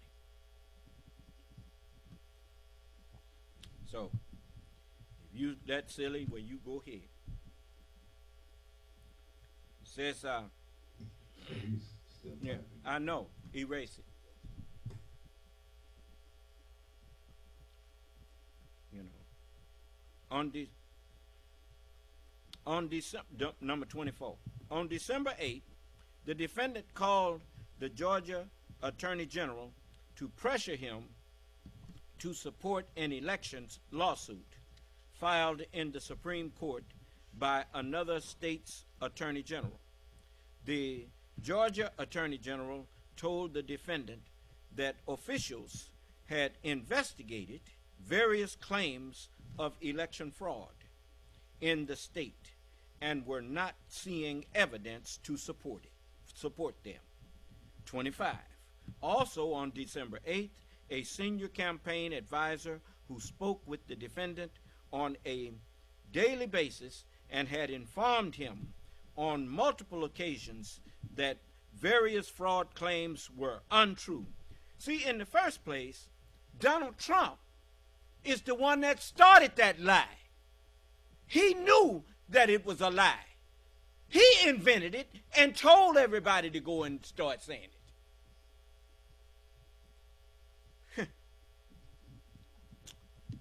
And so it says, also on December 8th, a senior campaign advisor who spoke with the defendant on a daily basis and had informed him on multiple occasions that various fraud claims were untrue, expressed frustration that many of co-conspirator 1 and his legal team's claims could not be substantiated. As early as mid-November, for instance, the senior campaign advisor had informed the defendant that his claims of a large number of dead voters in Georgia were untrue. With respect to the with respect to the persistent false claim regarding State Farm Arena, on December 8th, the senior campaign advisor wrote in an email, quote, "When our research and campaign legal team can't back up any of the claims, made by our elite strike force legal team, you can see why we're 0-32 on our cases. They had already filed 32 cases and hadn't won there. I'll obviously hustle to help on all fronts, but it's tough to own any of this when it's all just conspiracy BS. I almost said it. It rhymed with it. Conspiracy BS. Beamed down from the mothership.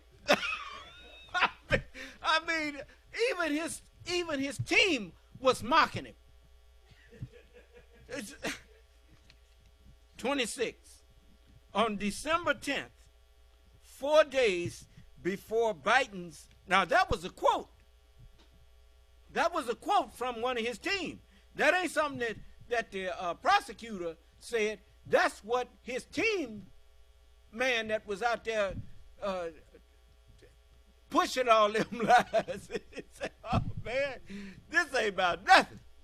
And then he says, 26, on December 10th, 4 days before Biden's validly ascertained electors were scheduled to cast votes and send them to Congress, co-conspirator one appeared at a hearing before the Georgia House of Representatives Government Affairs Committee. Co-conspirator one played the State Farm Arena video again and falsely claimed that it showed, quote, voter fraud right in front of people's eyes, unquote, and was, quote, the tip of the iceberg, unquote. Then he cited 2 election workers. This must have been Giuliani, the lying self. Then he cited 2 election workers by name, baselessly accused them of, quote, quite obviously, surreptitiously passing around USB ports as if they are vials of heroin or cocaine, unquote, and suggested that they were criminals whose, quote, places of work, their homes should have been searched for evidence of ballots, for evidence of USB ports, for evidence of voter fraud, unquote. Thereafter, the 2 election workers received numerous death threats. As I told you, if you're tired of these liars and these people, I'm talking to all of you who have truth and justice in your heart. Get behind me, and Allah will do to people that attack you or try to do harm to you, He will do to them what He do to people who try to do that to me.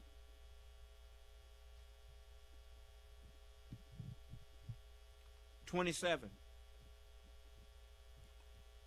On December 15th, the defendant summoned the incoming acting Attorney General, the incoming acting Deputy Attorney General, and others to the Oval Office to discuss allegations of election fraud.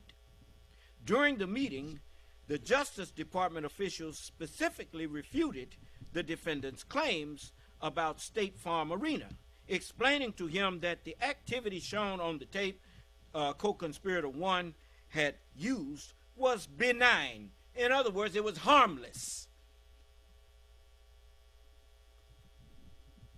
Wasn't nothing illegal about it. 28.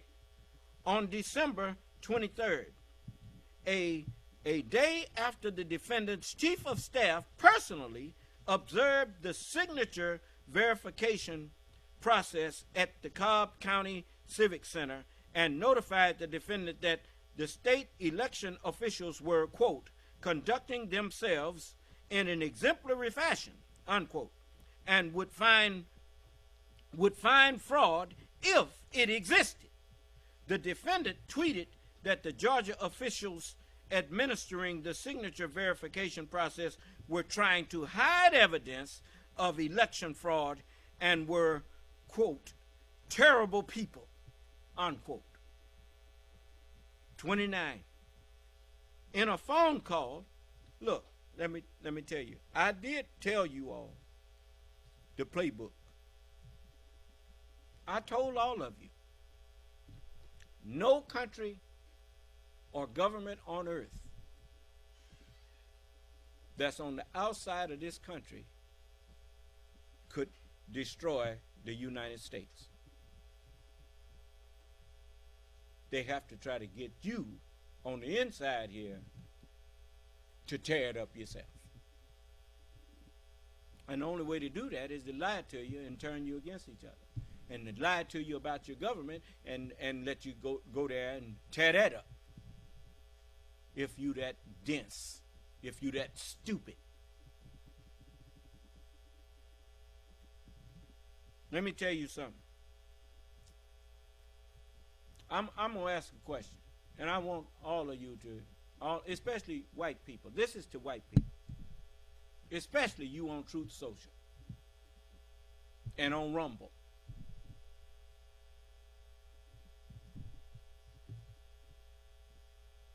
Why is any white man in America poor?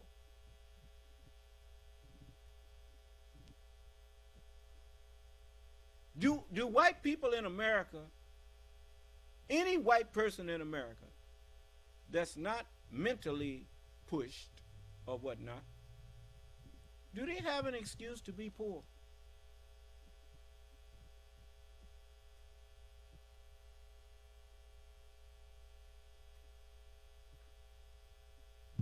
What has held you back? Come on, just tell us. How could I hold you back? It's just like they threw that out there talking about Fonnie Williams is a racist. How the hell can a black person in America be a racist and white people is in control of everything? I mean, I tell you what, you get a chance, look at the movie Disclosure. And Demi Moore was one of the stars in it, and she was a CEO, and what's his name?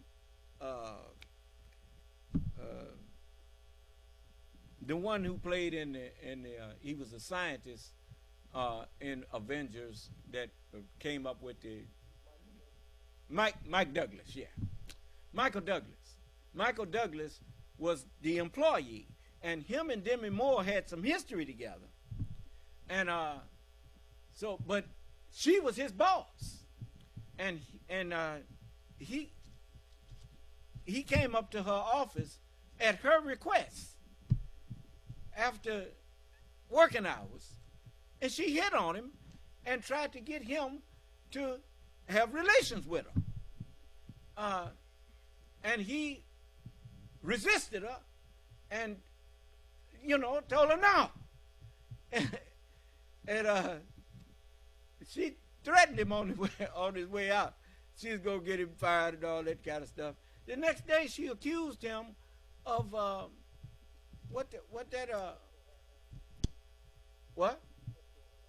sexual harassment.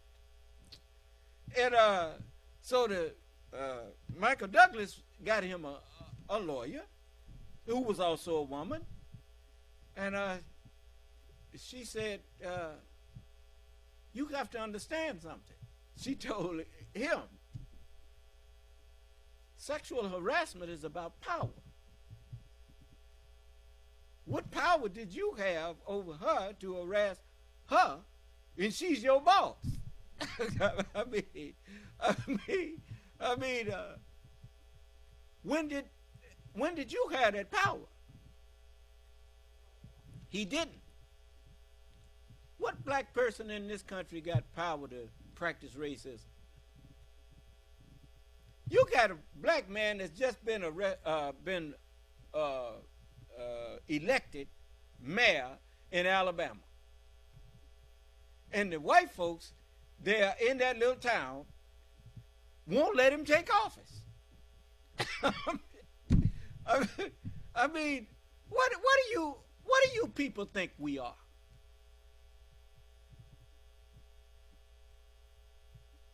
I see you. I'm telling you, you don't want to do this.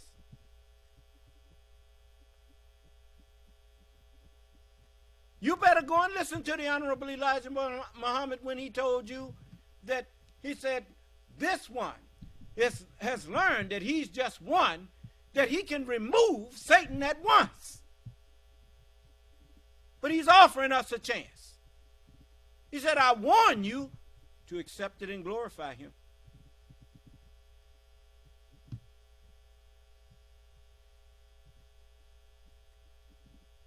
When I finally do make up my mind, both conscious and subconscious, ain't gonna be no reasoning with me after that.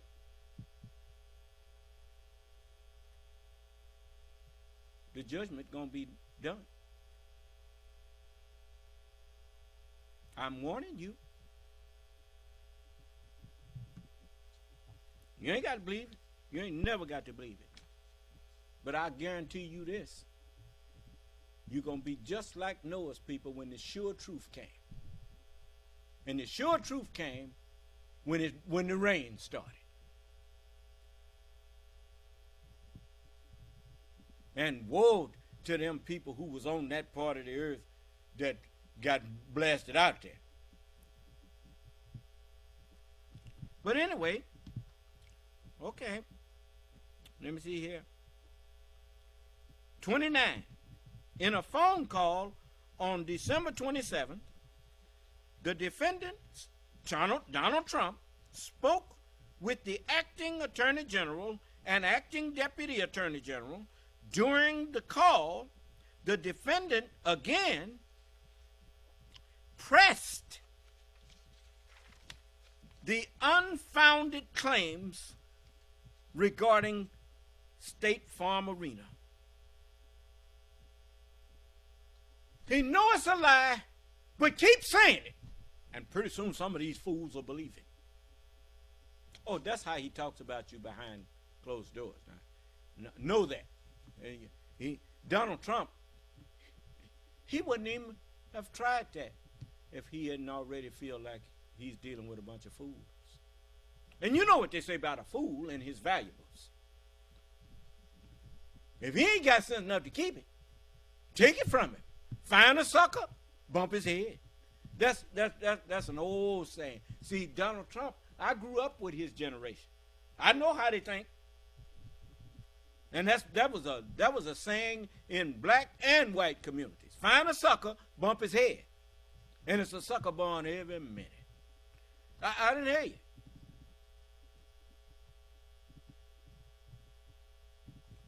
So you needn't think I don't know where you're coming from. You know what your valuables is? The Democratic Republic of the United States of America. If you want to get rid of all democratic republics all over the planet, America first.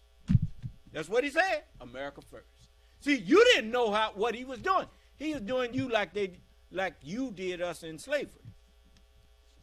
John, we got to get our crops in.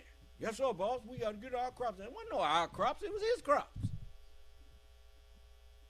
But he talked to us like that. Now, he talking to the world like that. They have to dumb you down first. That's why they've been defunding education. You notice teachers are some of the lowest paid people in this country. That show you that somebody don't value education. Now, how did that happen? See, they've been scheming on you all the time. Putin playing chess. That's what they're not just Putin.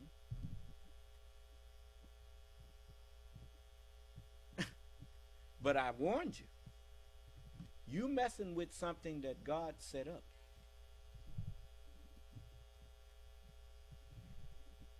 Do you honestly think God gonna let you knock down something that he put up here? Look what's happening to Putin and them over there now.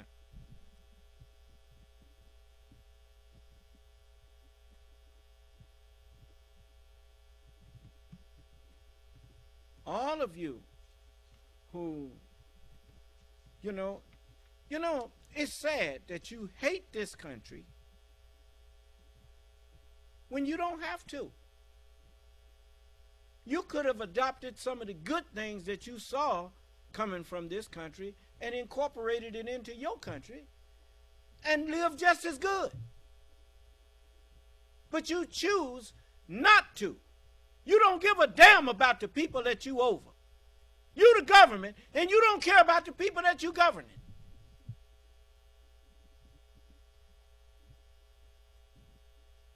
And all of them looking at the United States as the promised land, or as the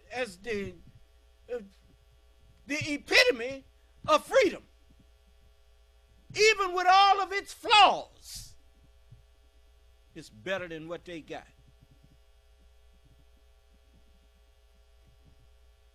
So your answer is burn it down. Let's see if we can burn it down.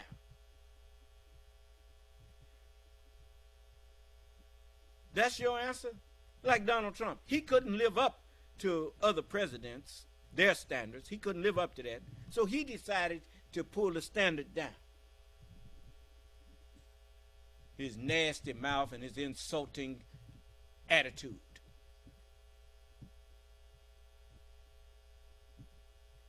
And you went for it. Look, man, I ain't interested in trying to run for president. That ain't something I ever had any aspirations for. I respected the people who ran and knew that it's a certain standard. If you want to enter that lofty office, then you got to raise your game. You got to raise your character to that office. You remember, did you see, what was it, Into Darkness? What was that second one where Kirk lost his command?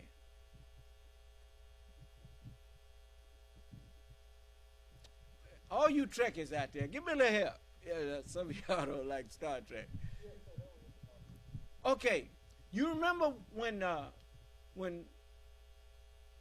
Kirk interfered with the evolution of that planet, and he saved all them people, but Spock almost lost his life while doing it. And then when they got back, Spock put it in his report what happened. Do you understand? It wasn't about loyalty to Kirk. It was about loyalty to the Federation. It was about duty. Do you understand? And Kirk, I mean, that was that was kind of shameful of him, to that part of his career. But the man told him, you got promoted too soon. And he said, but it worked out. He tried to make excuses. He said, but what you did was against Federation.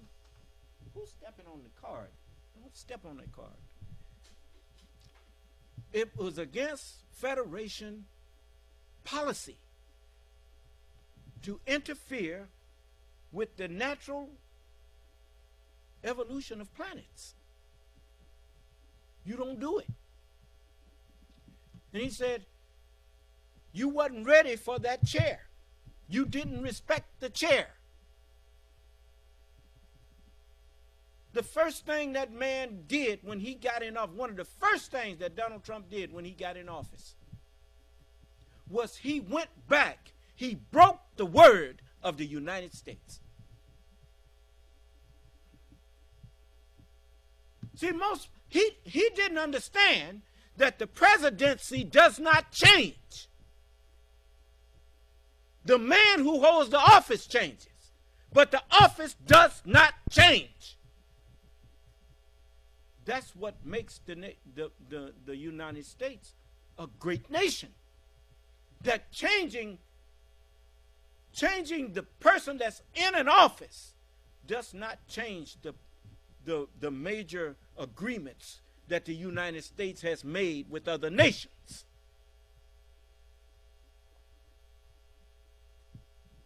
If your word changes every time your leader changes, it's just like the boy trying to add something to the actual facts. I can't add nothing to it. The messenger did not teach that lie. I've heard that before. I heard it back when the messenger was here. But it wasn't in the actual facts.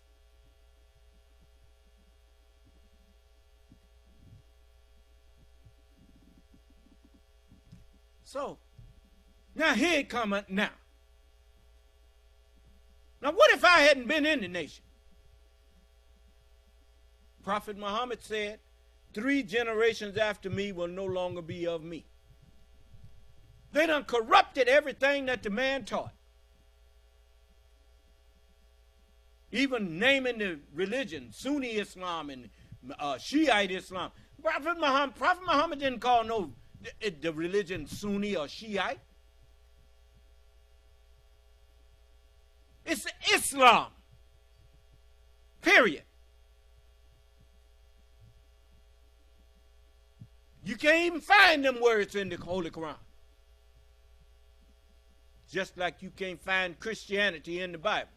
You can't find Judaism in the Bible.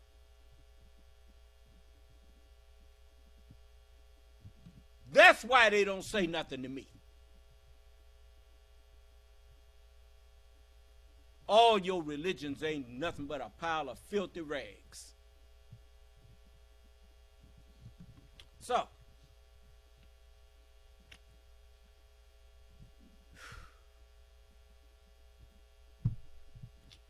he continued to push those unfounded claims regarding State Farm Arena, and the 2 top Justice Department officials again rebutted the allegations, telling him that the Justice Department had reviewed videotape and interviewed witnesses and had not identified any suspicious conduct. Number 30. On December 31st, the defendant signed a verification affirming false election fraud allegations made on his behalf in a lawsuit filed in his name against the Georgia governor. In advance of the filing, co-conspirator 2, who was advising the defendant on the lawsuit, acknowledged in an email that he and the defendant had, since signing a previous verification, quote, been made aware that some of the allegations, in other words, an evidence proffered by the experts, has been inaccurate, unquote. And that signing a new affirmation, quote, with that knowledge and incorporation by reference would not be accurate. In other words, they knowingly filed a lie in the court of law. The defendant and co-conspirator 2 caused the defendant's signed verification to be filed nonetheless. Put it in there anyway. Why? Why did he put it in there anyway? I'll show you.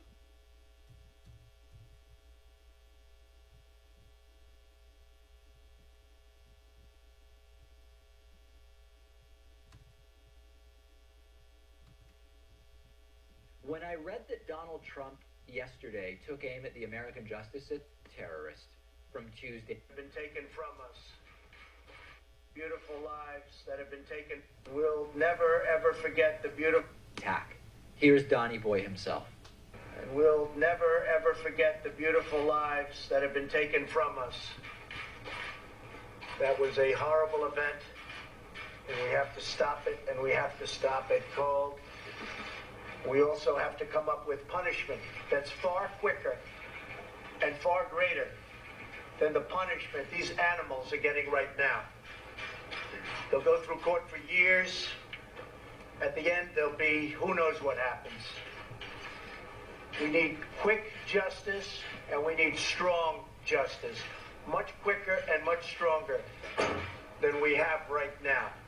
Because what we have right now is a joke, and it's a laughing stock.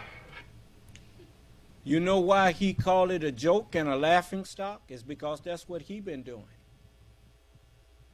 He done joked about it and laughed about it with people overseas and with people here. Just like he does, he goes in there, files all kind of frivolous things. And when people try to get justice, he slows it down. And, you know how they say, how much justice can you afford? So in his mind, because he's wealthy, to him, the justice system is a joke. I wonder if he thinks it's a joke now. I wonder if he wants swift justice now. Didn't he say we need swift justice? Then how come he ain't in no hurry to go on and get justice? You know why? Because justice means that his ass need to be put in jail.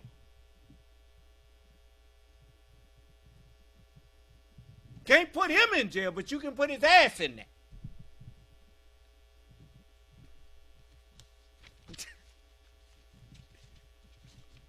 You know, every one of us is compared to horses and donkeys. Now, you know, you remember the book say that the Lord came riding on an ass's coat. Huh?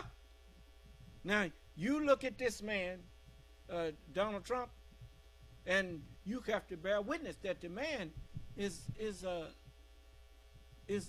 you know, it's the mind that's in him. It's like a man riding on a jackass.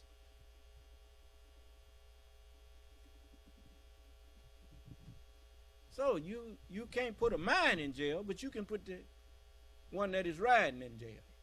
Do you understand? I'd like you to see that I know what I'm saying. Just like you thought calling people dogs was insulting people. No. Calling them what they are. People who despise God. Despisers of God.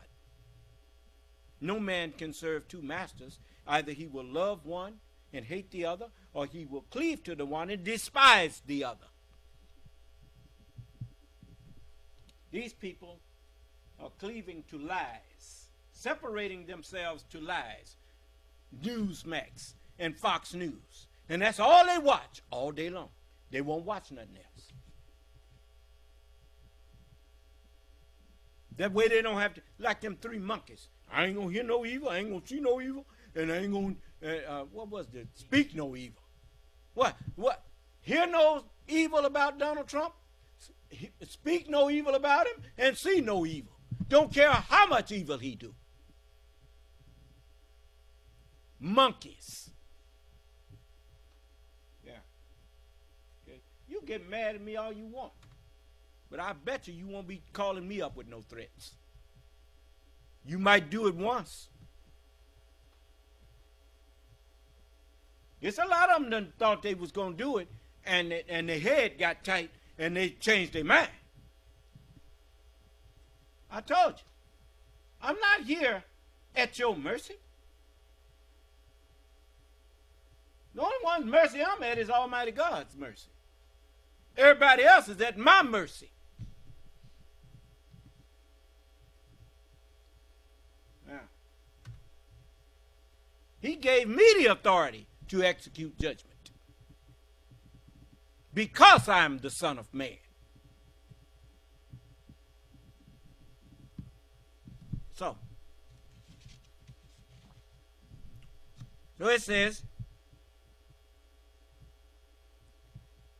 they sent that lie in knowingly. 31. On January 2nd,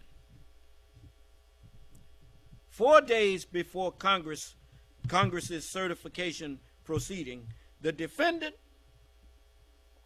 and others called Georgia's Secretary of State. During the call, all of you. Now, I don't know if they played it on Fox News. I don't know if they played it on Newsmax. But you could hear the call where he was telling the man to find some, just make up some votes.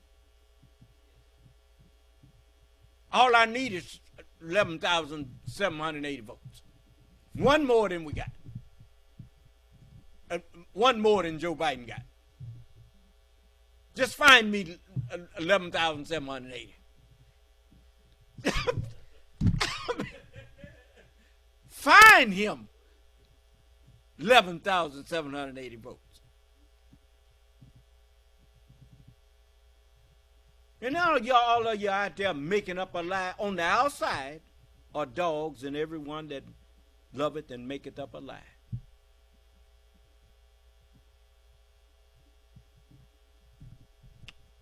Okay, I'm giving you a chance to get back across that line. You done crossed the line. I'm telling you, you better get back from behind that boy. I don't call him that man because he's not a man. He's not owning up to what men would own up to. A man, if he wins, he's gracious. If he loses, he's gracious. Why? Because he's a man. That's what manhood dictates. Children want to take everything and tear up the. If he don't be on the winning team, he take his ball and bat and everything and stop the game. If you won't let him cheat, he takes all of the stuff. The one who had the gloves and everything, he said, well, I'm going home. And he takes his stuff home. That's the way children do. If they can't get their way, they just tear up everything.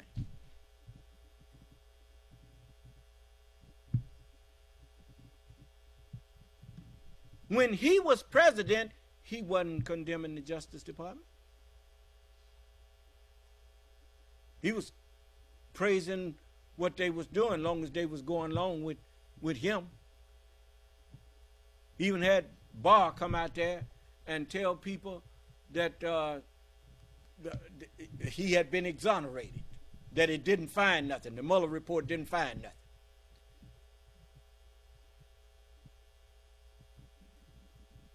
Then when Barr couldn't take it no more, he saw what was coming. William Barr knew that those men and women in the Justice Department, them people, they were mostly Republicans. And them people didn't play no games with you when it comes to their country. Let me tell you something. Do you know what it means when a person will give their life for their country? Do you know what that means? It means they will kill you.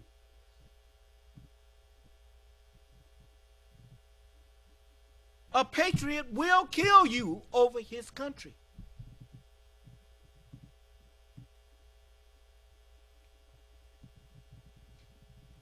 It's just like them boys.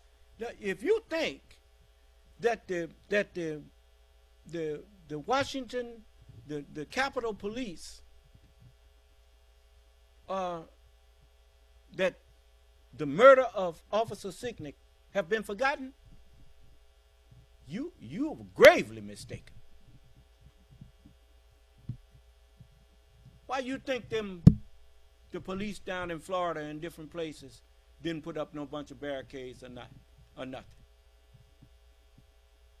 They was actually hoping that some of them did come up there acting a fool like that again, so they can make an example out of your sorry ass.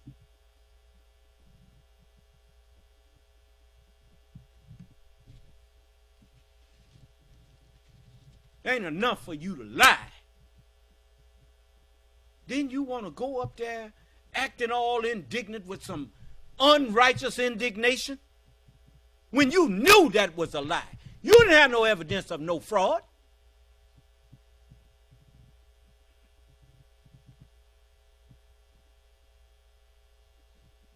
Then you had these sycophants in Congress talking about that was just tourists. Tourists. Man sitting up in the House of Representatives and in the Senate describing a coup attempt as tourists visiting Washington.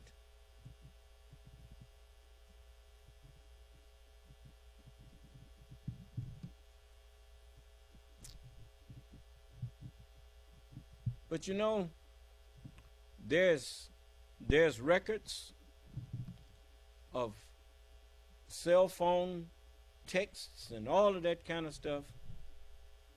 And that's why they all attacking them, Jim Jordan and all of them attacking the FBI and the Justice Department now. Talking about they investigating it. That's a lie within itself. The House of Representatives ain't got no investigatory body. The FBI is the investigatory body of the United States. So you saying you got the FBI investigating the FBI. You liars. They want to turn the American people against the protectors of the United States.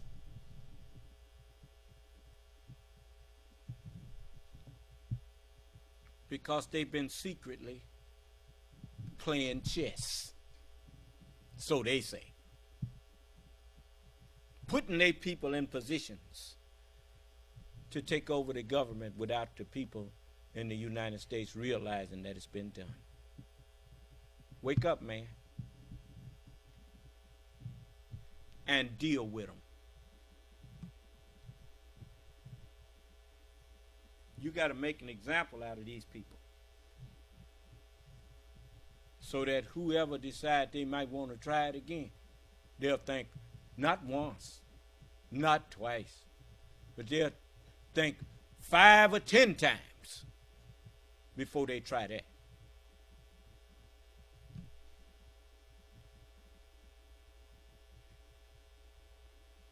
If you are a nation like this one that allows immigration, allows people to come in and welcome them in and allow them the freedoms that the Constitution gives, you got a right to expect loyalty from them people. And if they are not going to be loyal, you have to have some type of example that you can show them what will happen if they betray you and try to destroy your country. Deal with them in the harshest terms.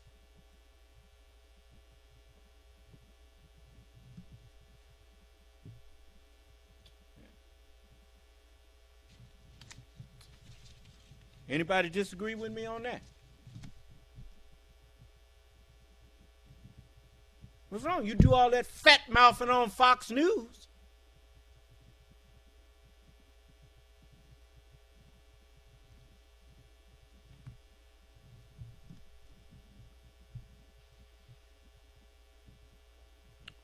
On January 2nd, this 31, on January 2nd, 4 days before Congress's certification proceeding, the defendant, Donald J. Trump, and others called Georgia's Secretary of State. During the call, the defendant lied to the Georgia Secretary of State to induce him to alter Georgia's popular vote count and call into question the validity of the Biden electors' votes, which had been transmitted to Congress weeks before, including as follows. A, the defendant raised allegations regarding the State Farm Arena video and repeatedly disparaged one of the same election workers that co-conspirator one had maligned on December 10th. Talking about Ruby Freeman. Then it says, using her name almost 20 times and falsely referring to her as, quote, a professional vote scammer and hustler, unquote. In response, the Georgia Secretary of State refuted this. Quote, you're talking about the State Farm video, and I think it's extremely unfortunate that co-conspirator one or his people, they sliced and diced that video and took it out of context, unquote. When the Georgia Secretary of State then offered a link to a video that would disprove co-conspirator one's claims, the defendant responded, quote, I don't care about a link. I don't need it. I have a much, Georgia Secretary of State, I have a much better link.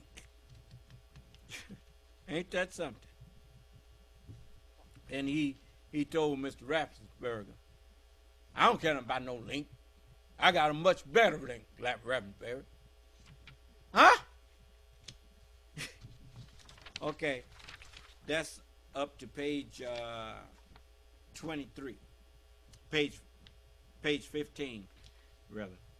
Now we go up to page 16.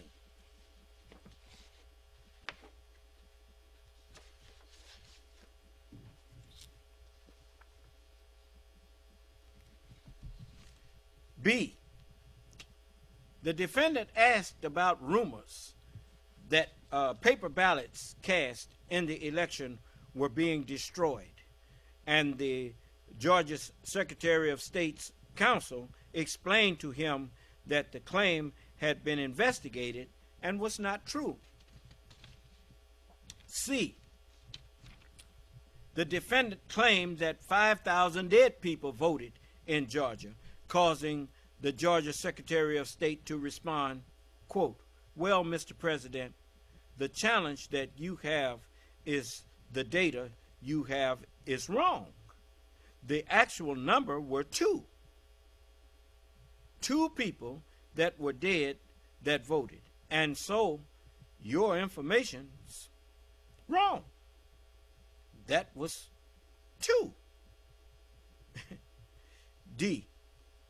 The defendant, Trump, claimed that thousands of out-of-state voters had cast ballots in Georgia's election, which the Georgia Secretary of State's counsel refuted, explaining, quote, we've been going through each of those as well, and those numbers that we got that defendant's counsel was just saying, they're not accurate. I'm going to tell you something. If you done voted, you know you can't go in there and vote if your name ain't on that register.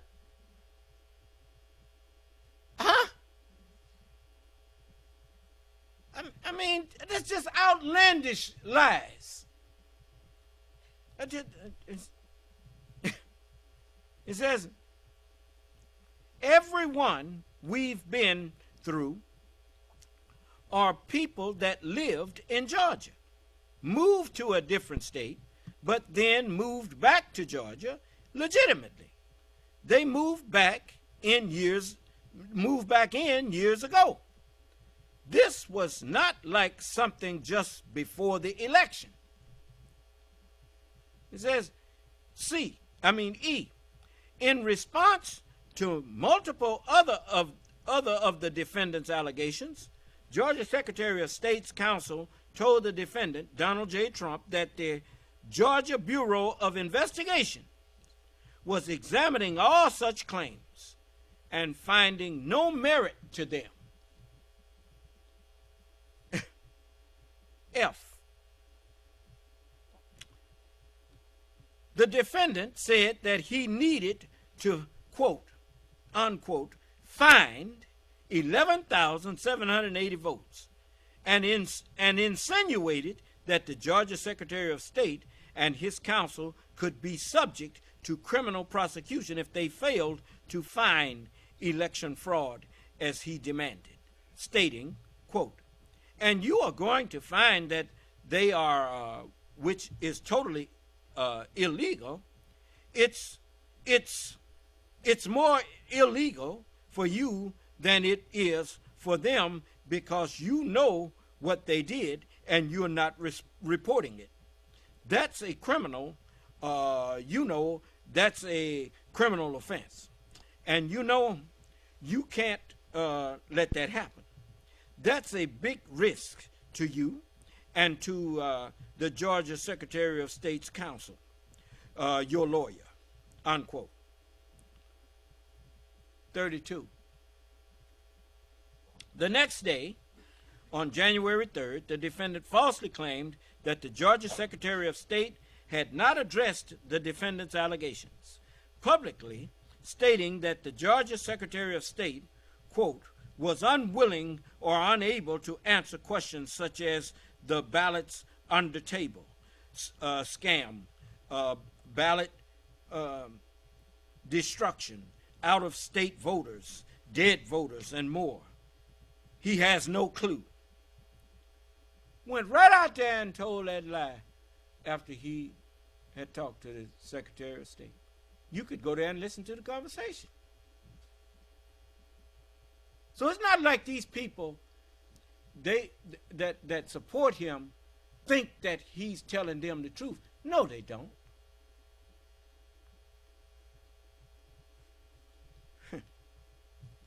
On January 6th, the defendant publicly repeated the knowingly false insinuation that more than 10,300 dead people had voted in Georgia. He kept changing that number.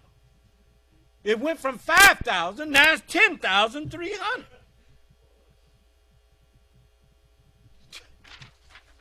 You know, I remember when I was growing up, one of our neighbors, Miss Hoffman, she was brutally frank. And she called us in sometime, because you know how parents are calling the children in to ask them what's your problem out there. And so all of the parents, they all questioned us. And we be in there trying to say, she said, "Wait a minute, get your lies straight." And you know, it was the way she would say it that she knew we was not being forthcoming with the truth. And she said, "Get your lies straight." See, he lies so much that he just say things. And then you go back and say, "I thought he said it was 5,000. Now it's over 10,300. I mean, really. Anyway, 34, Michigan. On November 5th, 2020, the defendant claimed that there had been a suspicious dump of votes, purportedly illegitimate ballots, stating, quote, "In Detroit, there were hours of unexplained delay in delivering many of the votes for counting. The final batch did not arrive until 4 in the morning, and even though the polls closed at 8 o'clock. So they brought it in, and the batches came in, and nobody knew where they came from," unquote. Lying again. 35. You know, and the sad part, these people that listen to that liar, they ain't even asked themselves a simple question. Why is he saying this instead of bringing the witnesses that he wasn't in Michigan? So what, is he clairvoyant now? Why he didn't show you somebody that saw this stuff and let them come and tell you. The same reason he didn't let the CDC come out and talk to you when that deadly virus was here. Talking about he wanted to play it down. Well, how could he play it down if he let the CDC talk to you? They wasn't going to play it down. So he wouldn't let them talk to you. And consequently, a lot of your relatives are dead now because that fool was in the White House instead of in the outhouse.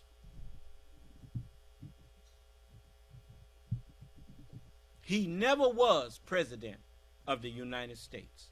He never stopped being Donald Trump.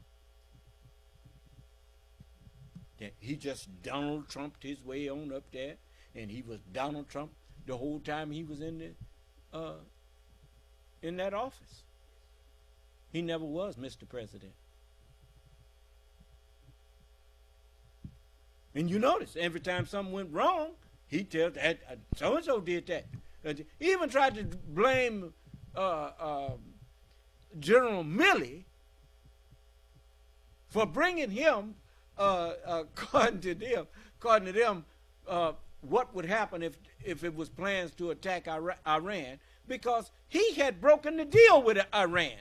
So you know he the one that asked for some kind of schedule on that. Then say, look what Milley brought me. Well, did you ask him for it, or did he just take it upon himself to go out there and say, here, we're going to do this? Donald Trump is a liar. And you're going to wish one day that you had not backed him. You mark my... There's a lot of people sitting up in jail now wishing that they hadn't backed him. Okay. And if that's all, you can feel like you dodged a bullet, because you could have lost your republic. Ben Franklin was right, because some of y'all don't look like you got sense enough to keep it. Man convincing you to burn your own house down. You ain't even thought about what kind of government you gonna have when you get rid of this government here. You can't have a Federal Reserve without a federal government. Oh, you're gonna just change everything from dictator to, you're gonna put a dictator in the office, but you're gonna still have legitimate judges and all of that guy. Did you see what happened to Navalny? What's his name? Navalny in Russia?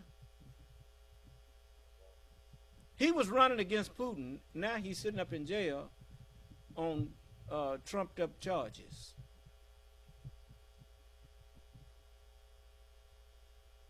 You remember Donald Trump told you to bust people in the mouth that was disagreeing with him? And he said he'd pay your legal bills. Well, that alone tell you that Donald Trump don't care nothing about telling you to break the law. He know assault and battery is against the law.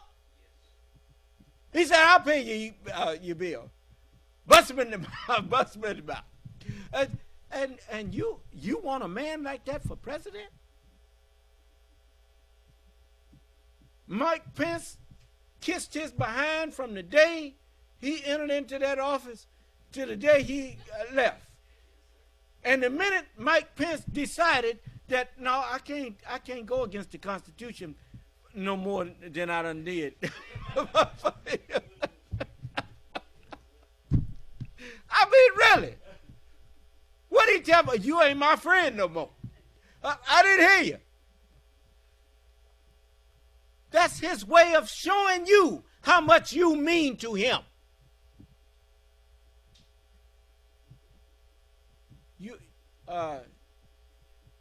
Some of y'all ain't never drank beer. But you know, when people drink beer, you'll see them nursing that can. But when it's empty, they crush it. They do with it. It ain't nothing. You don't want no more.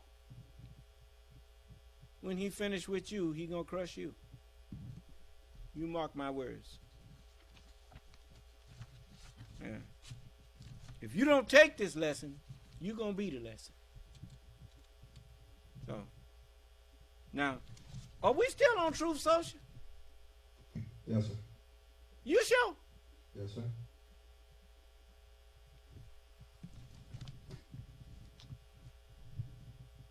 Ain't nobody got nothing to say to me?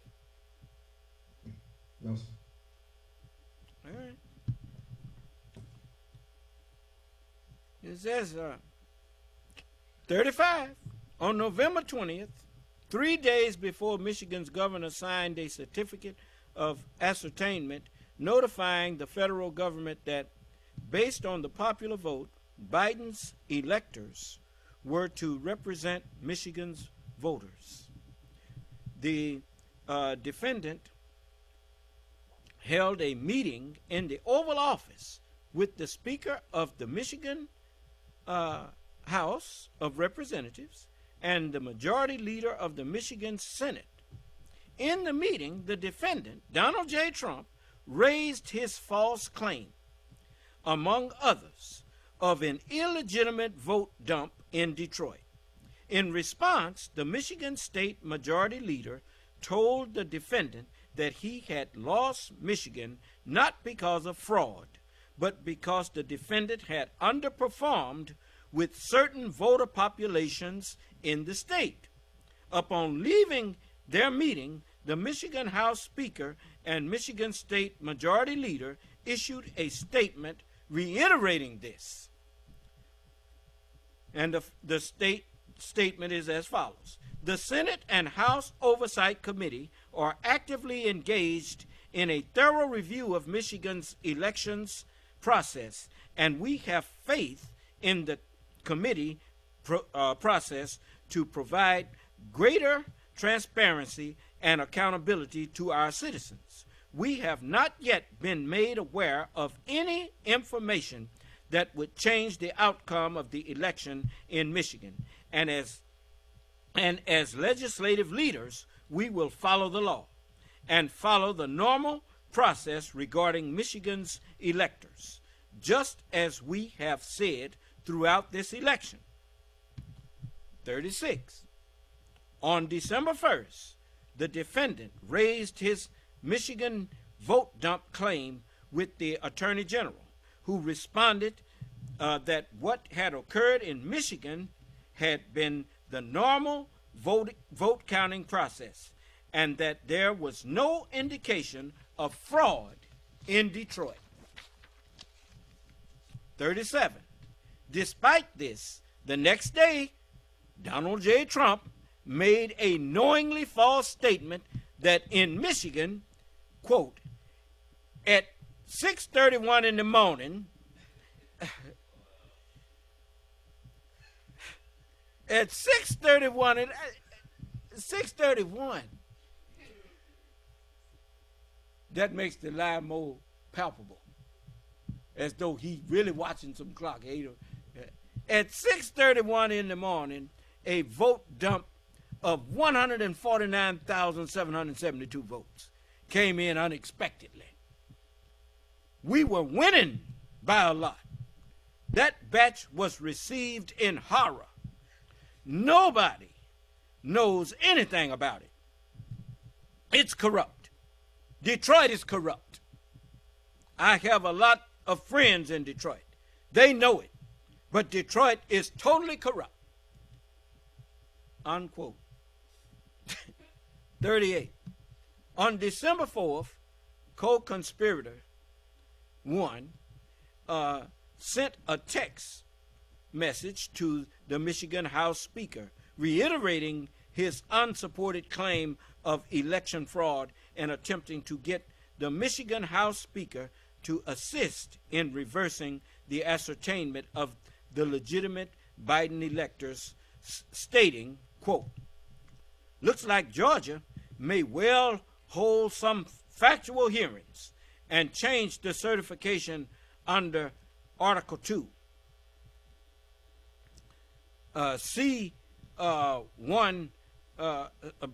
Article 2, Section 1, Clause 2 of the Constitution. As co-conspirator 2 explained, they don't just have the right to do it, but the obligation. Help me get this done in Michigan. I seem to recall a history of y'all doing this kind of stuff with a young man named Emmett Till. Woman say he whistled at her. And before she died, she said she lied.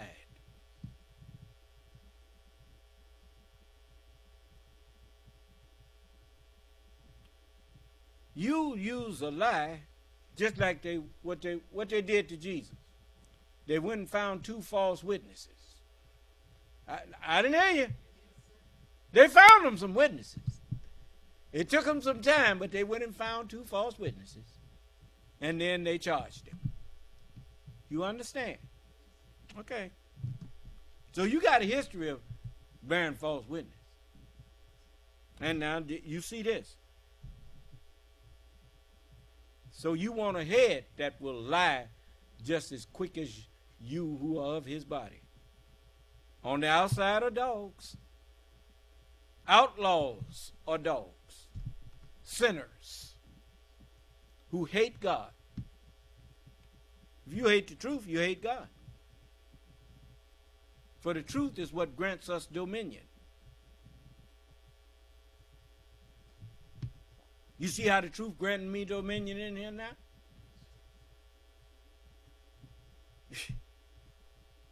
$39. Similarly, on December 7th, despite still having established no fraud in Michigan, co-conspirator 1 sent a text intended for the Michigan State Majority Leader.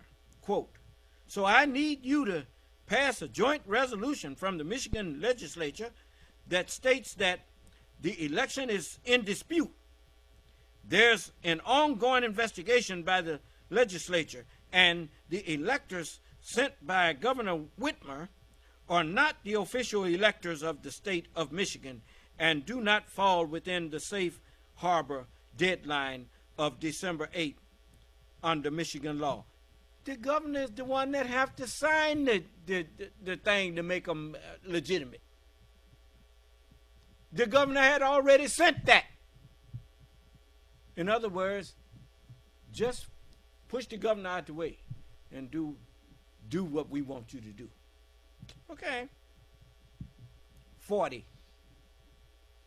On December 14th, the day that electors in states across the country were required to vote and submit their votes to Congress, the Michigan House Speaker and Michigan State Majority Leader announced that, contrary to the defendants' requests, they would not decertify the legitimate election results or electors in Michigan.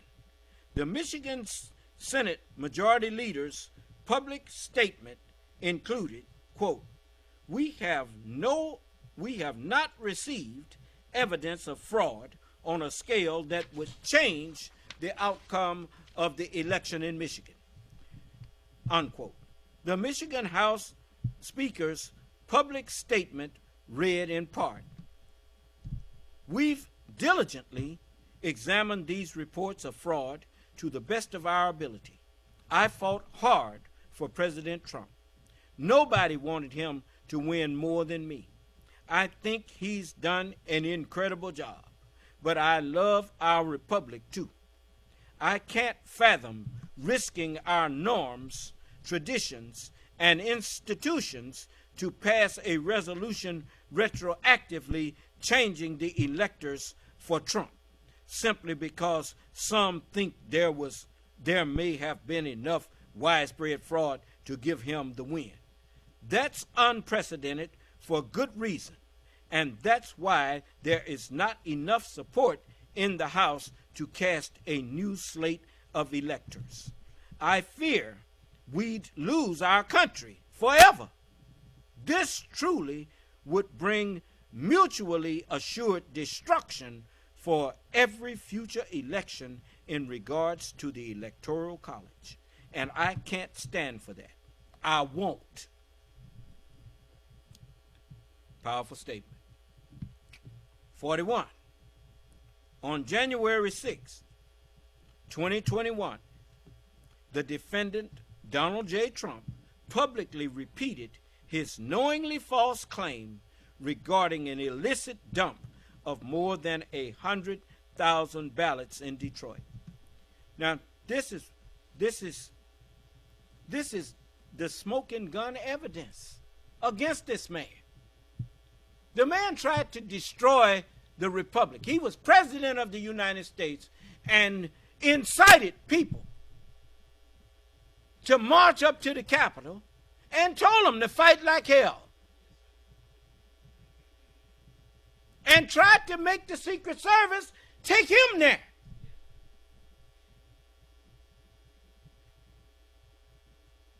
So that the other part of his scheme could be done. Because as soon as they got out the car, they was going to be killed. But he was going to look powerful because he was going to stand up there and declare martial law. And look, they've killed the Secret Service. Antifa did this. And we're going to arrest, we're going to get to the bottom of this. I'm going to appoint Sidney Powell as the acting attorney general, as a special attorney. You know, he's going to actually clown after he murdered them 2 agents who brought him up there. He was going to declare martial law. And then he was going to find through investigations that Sidney Powell conducted, that Joe Biden, Barack Obama, Hillary Clinton, and all of them was in on the scheme.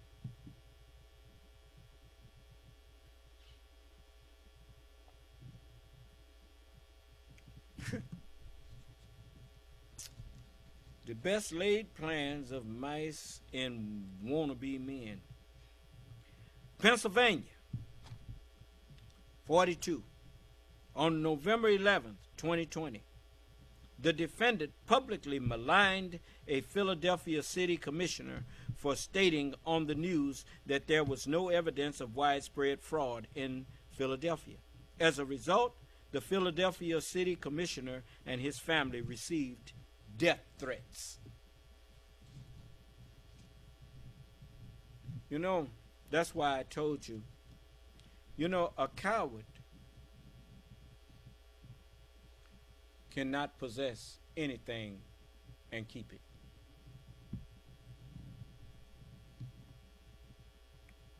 Because the fear that controls him is the strings by which he can be controlled by those who threaten him.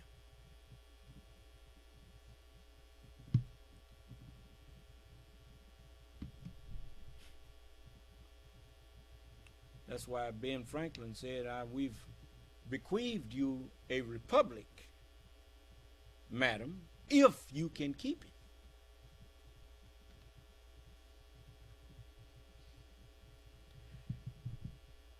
We'll say, does that star-spangled banner yet wave over the land of the free and the home of the brave, or have cowards took it over?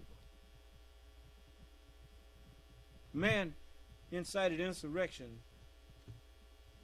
Mike Pence knows that. Mitch McConnell knows that. Everybody in the government knows that.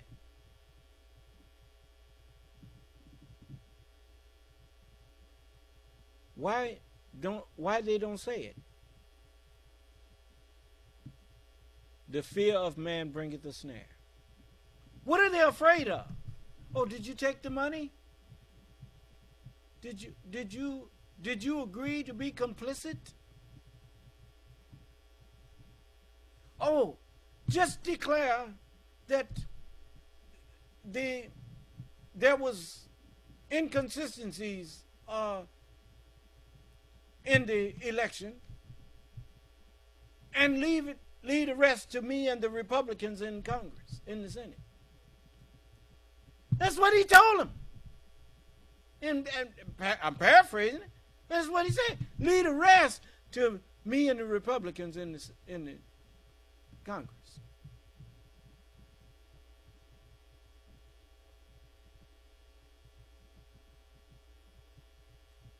You are a disgrace to the name Republican. Republican denotes that you are a person who cares about the republic.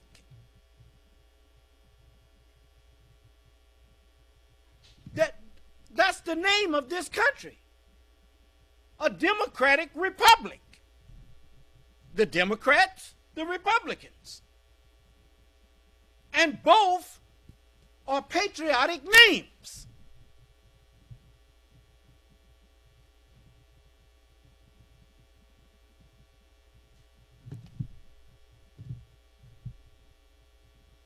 The elephant is symbolic of not forgetting. If you don't forget the Constitution, you will always be able to uphold it. The donkey. I'll go with you. But you ain't going to force me to go nowhere. You know, a donkey ain't no mule. A donkey ain't no fool. A donkey will sit down on you. You can beat him all you want. He ain't going to get up if he don't want to go. Do you understand?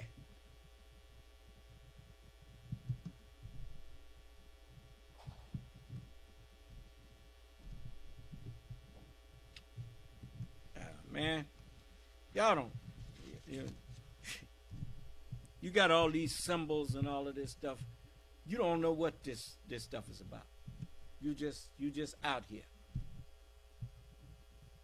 You got white people in this country that don't have the slightest clue as to why this flag is red, white, and blue.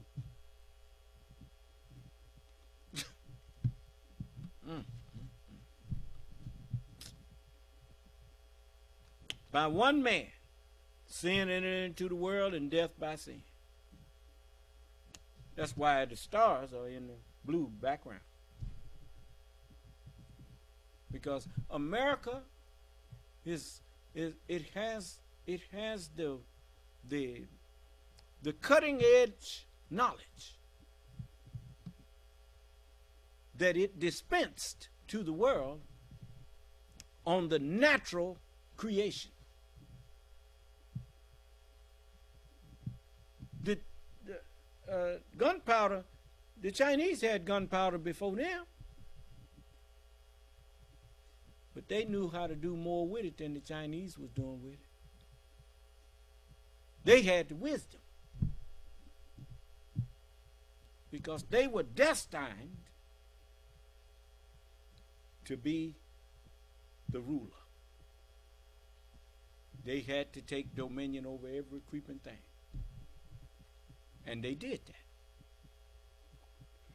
But that pale man, the mind that was sitting on him was spiritually dead. Cold blue. Dead. You see? And so, death was passed around to all men. All these religions that you got, you study them, and you find that you trace them back mostly to white people. Spiritual death. Do you understand? Why? It was appointed unto men once to die. Why appointed? Because the devil was destined to have dominion. So naturally, when you get up under him, as it says, I beheld a pale horse, a pale people, and his name that sat upon him was called death, spiritual death. And hell followed with him. Hello? I mean, see, you don't know what hello means. Hell over. You know, and you in the military, there's a company C over. Huh? and the truckers, they don't say over most of the time. They'll say come back. But they are, everybody has been living the scriptures and didn't know it. Well, you were dead to that knowledge. You see?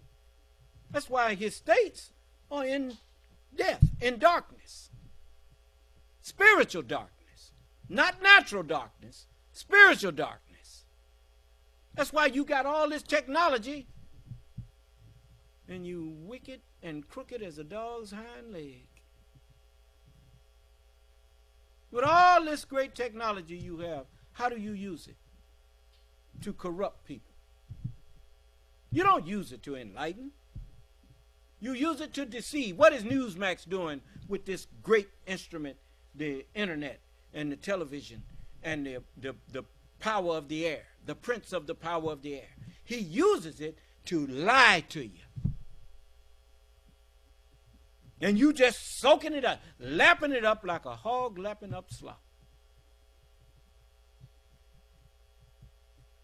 Truth and mathematics are the same language. In mathematics, you have to prove your answers. Why you don't make these people prove what they say? If you demand proof of what these people were saying to you, they couldn't be poisoning you and your children. There's a lot of your relatives would still be alive now that died simply because they was being lied to, and you didn't let the ones who they was lying on. If they was saying the CDC was lying to us, why didn't they bring someone from the CDC on and challenge them? I'll tell you why. Because the people who were saying the CDC was lying to you, they were not scientists. And they couldn't find no scientists that would argue with the CDC. So the only thing they could do is just tell you a lot of stuff and then get you to believe it just because they said it. And that's what you wanted, so you went and lapped it up. Children do that. They eat for taste. I like that. I like the way that tastes. Just because it tastes good don't mean it's good for you.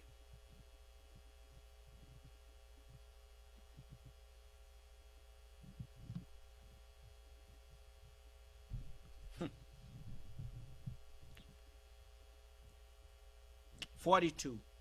I read that already, didn't I? 43. On November 25th, the day after Pennsylvania's governor signed a certificate of ascertainment and thus certified to the federal government that Biden's electors were the legitimate electors for the state, co-conspirator one, that's old Rudy Giuliani, I think, orchestrated an event at a hotel, yeah, that's him, in Gettysburg, attended by state legislators. Co-conspirator one falsely claimed that Pennsylvania had issued 1.8 million absentee ballots and received 2.5 million in return. In the days thereafter, a campaign staffer wrote internally that co-conspirator one's allegations was, quote, unquote, just wrong.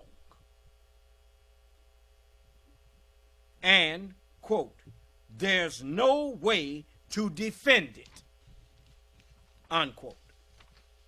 The deputy campaign manager responded, quote, we have been saying this for a while. It's very frustrating, unquote. 44. On December 4th, after 4 Republican leaders of the Pennsylvania legislature issued a public statement that the General Assembly lacked the authority to overturn the popular vote and appoint its own slate of electors, and that doing so would violate the state election code and constitution, the defendant retweeted a post labeling the legislators as cowards. Why did he call them cowards? He called them cowards because they were afraid to break the law.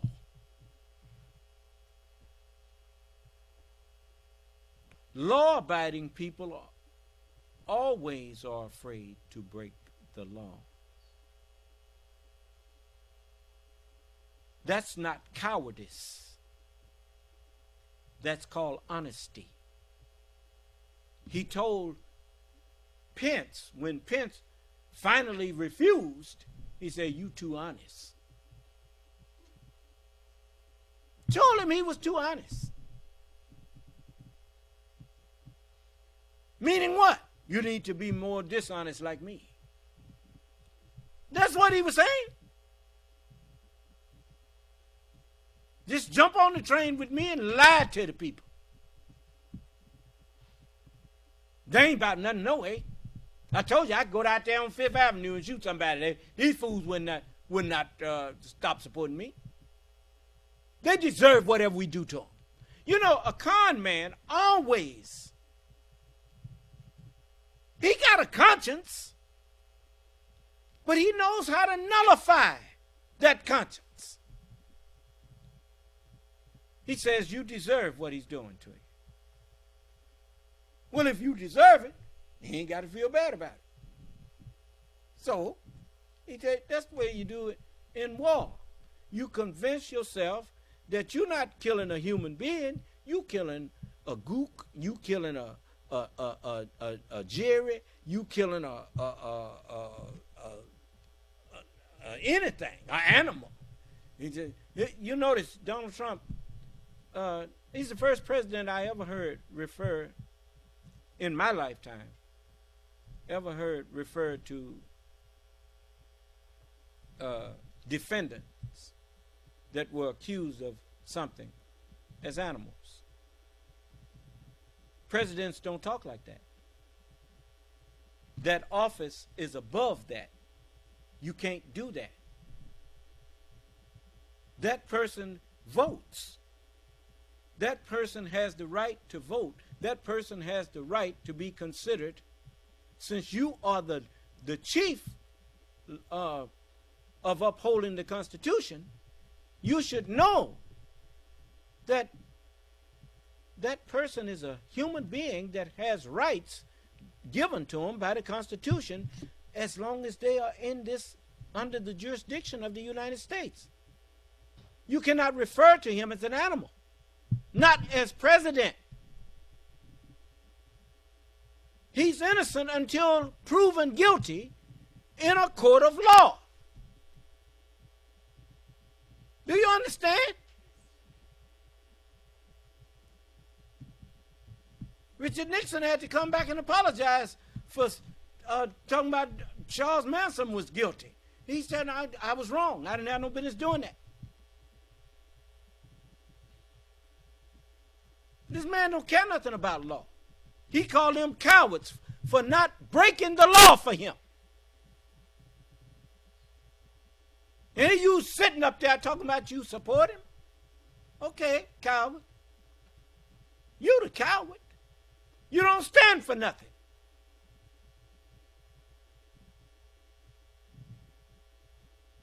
He's a coward. When he had a right to face E. Jean Carroll. Why didn't he? Because he's a coward.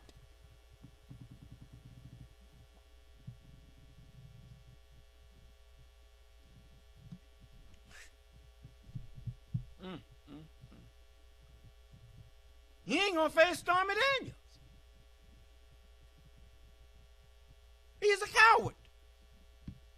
He won't face me because he's a coward.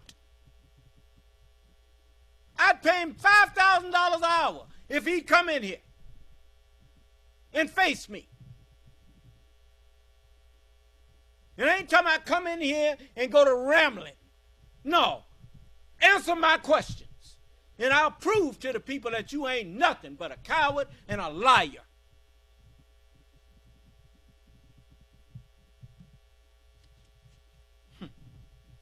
You put the most powerful military on the planet in the hands of a coward.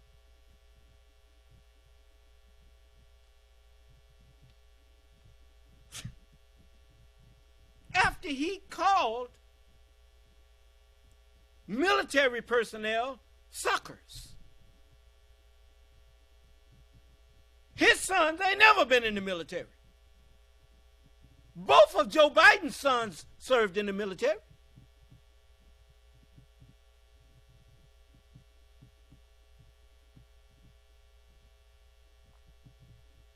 Donald Trump didn't go in the military.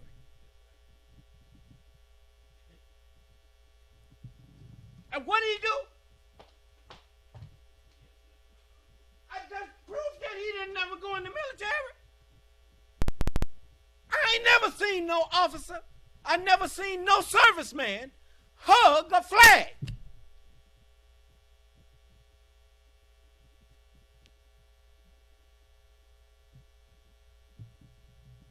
That's the same as encasing it. Salute all officers and standards, not cased. He got all kind of cases against him, so I don't know how you going to put him in the White House. You got people that can't even vote because you don't put them in jail for trying to vote after they've been in the jail. Now you're trying to put a jailbird in the White House? What are you doing? Oh, you doing that to hurt me. Do I look like I was hurt by Donald Trump? I mean, really? Do I look like it matters to me that I'm got some stake in if Donald Trump get elected? Oh, the sky gonna fall on me. Oh yeah. You sure are a fool, aren't you?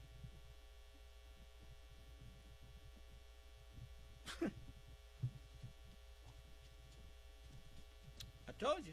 You know, when you care about people, most people that don't care nothing about you, they can't recognize when somebody care about them because they don't care nothing about nobody. Allah told me, Son of man, I have made you a watchman unto the house of Israel. Therefore, hear the word at my mouth and go and give them warning. That's what I did. I gave you warning about Donald Trump. In 2016, I warned you that he was going to attempt to destroy your government. Now you saying it. The ones who got eyes to see. Anyway, Wisconsin. Oh, I didn't do 46, did I? It says, on January 6th, 2021, the defendant publicly repeated his knowingly false claim that there had been 205,000 more votes than voters in Pennsylvania. On 47, Wisconsin.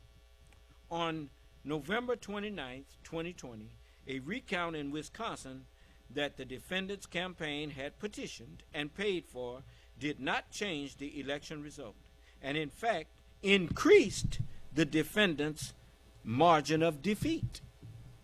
They found more votes for Biden than they had originally found when they did a recount. 48. On December 14th, the Wisconsin Supreme Court rejected an election challenge by the campaign. One justice wrote, quote, "Nothing in this case casts any legitimate doubt that the people of Wisconsin lawfully chose Vice President Biden and Senator Harris to be the next leaders of our great country."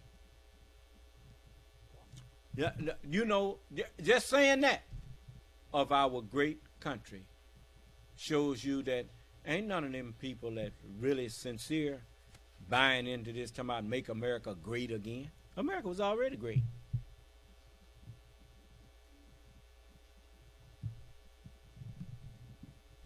If you ask people, well, you think other countries are greater, why you ain't see people trying to immigrate to them?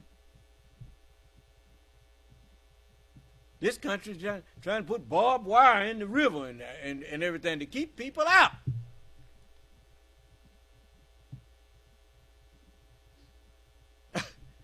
Everybody, you got people from all over the earth trying to immigrate to the United States just so they can have freedoms that you take for granted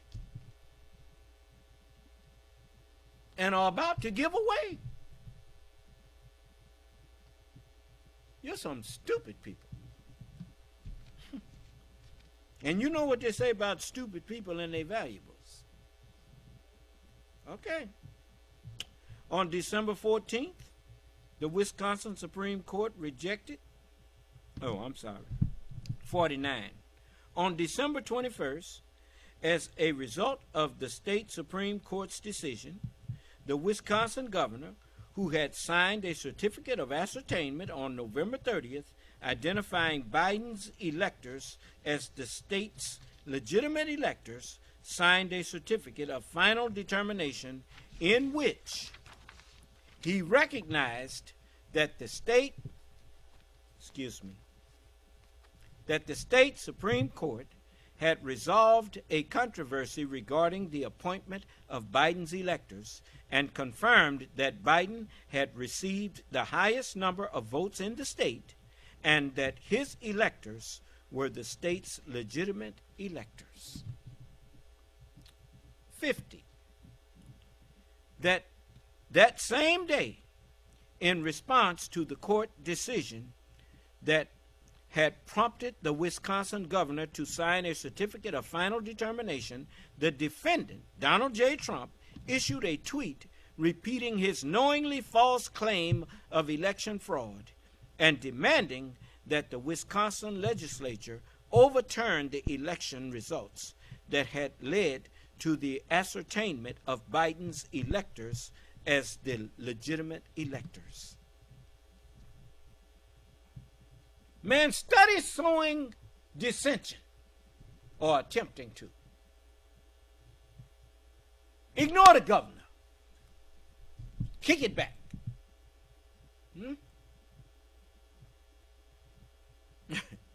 Boy, this is rich.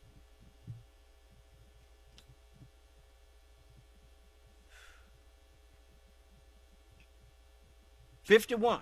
On December 27th, the defendant raised with the acting attorney general and acting deputy attorney general a specific fraud claim that there had been more votes than voters in Wisconsin. The acting deputy attorney general informed the defendant, Donald J. Trump, that the claim was a lie, was false. 52. On January 6, 2021, Donald J. Trump, the defendant, publicly repeated knowingly false claims that there had been tens of thousands of unlawful votes in Wisconsin. The defendant's use of dishonesty, fraud, and deceit to organize fraudulent slates of electors and cause them to transmit false certificates to Congress. 53. As the defendant's attempts to obstruct the electoral vote through deceit of state officials met with repeated failure, beginning in early December 2020, he and co-conspirators developed a new plan to marshal individuals who would have served as the defendant's electors had he won the popular vote in 7 targeted states: Arizona, Georgia, Michigan, Nevada, New Mexico, Pennsylvania, and Wisconsin, and caused those individuals to make and send to the vice president and Congress false certifications that they were legitimate electors. Under the plan, the submission of these fraudulent slates would create a fake controversy at the certification proceeding and position the vice president presiding on January 6th as president of the Senate to supplant legitimate electors with the defendant's fake electors and certify the defendant as president. 54. The plan capitalized on ideas presented in memoranda drafted by co-conspirator 5, an attorney who was assisting the defendant's campaign with legal efforts related to a recount in Wisconsin. The memoranda, evolved over time from a legal strategy to preserve the defendant's rights to a corrupt plan to subvert the federal government function by stopping Biden's electors' votes from being counted and certified as follows. A. The November 18 memorandum, quote-unquote, Wisconsin memo, advocated that because of the ongoing recount in Wisconsin, the defendant's electors there should meet and cast votes on December 14th. The date the ECA, Electoral Count Act, required appointed electors to vote to preserve the alternative of the defendant's Wisconsin elector slate in the event the defendant ultimately prevailed in the state. B.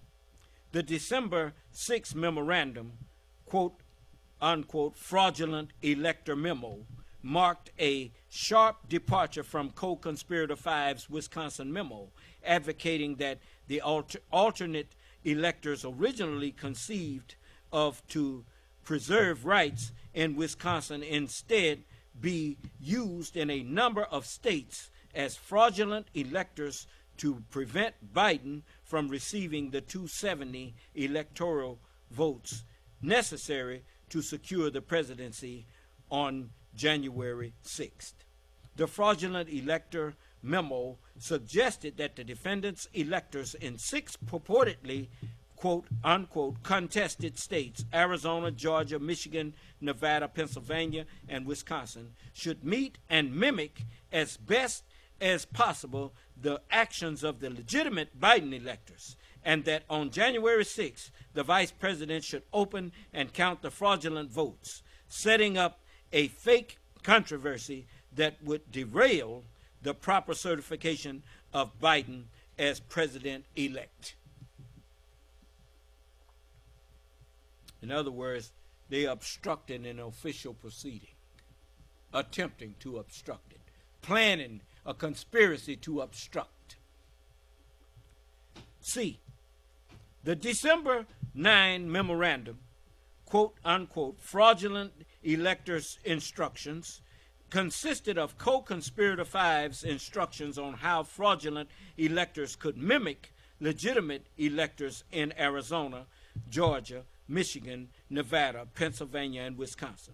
Co-conspirator 5 noted that in some states it would be virtually impossible for the fraudulent electors to successfully take the same steps as the legitimate electors because state law required formal participation in the process by state officials or access to official resources. 55. The plan began in early December, and ultimately the conspirators and the defendants' campaign took the Wisconsin memo and expanded it to any state that the defendant claimed was quote-unquote contested. Even New Mexico, which the defendant had lost by more than 10% of the popular vote. This expansion was forecast by emails the defendant's chief of staff sent on December 6th, forwarding the Wisconsin memo to campaign staff and writing, quote, "We just need to have someone coordinating the electors for states," unquote. 56. On December 6, the defendant and co-conspirator 2 called the chairwoman of the Republican National Committee to ensure that the plan was in motion. During the call, Conspirator 2 told the chairwoman that it was important for the RNC to the Republican National Committee to help the defendant's campaign gather electors in targeted states, and falsely represented to her that such electors' votes would be used only if ongoing litigation in one of the states changed the results in the defendant's favor. After the RNC chairwoman consulted the campaign and heard that work on gathering electors was underway, she called and reported this information to the defendant, who responded approvingly. 57. On December 7th, co-conspirator 1 received the Wisconsin memo and the fraudulent elector memo. Co-conspirator 1 spoke with co-conspirator 6 regarding attorneys who could assist in the fraudulent elector effort in the targeted states, and he received from co-conspirator 6 an email identifying attorneys in Arizona, Georgia, Michigan, Nevada, New Mexico, Pennsylvania, and Wisconsin. 58. The next day, on December 8th, co-conspirator 5 called the Arizona attorney on co-conspirator 6's list.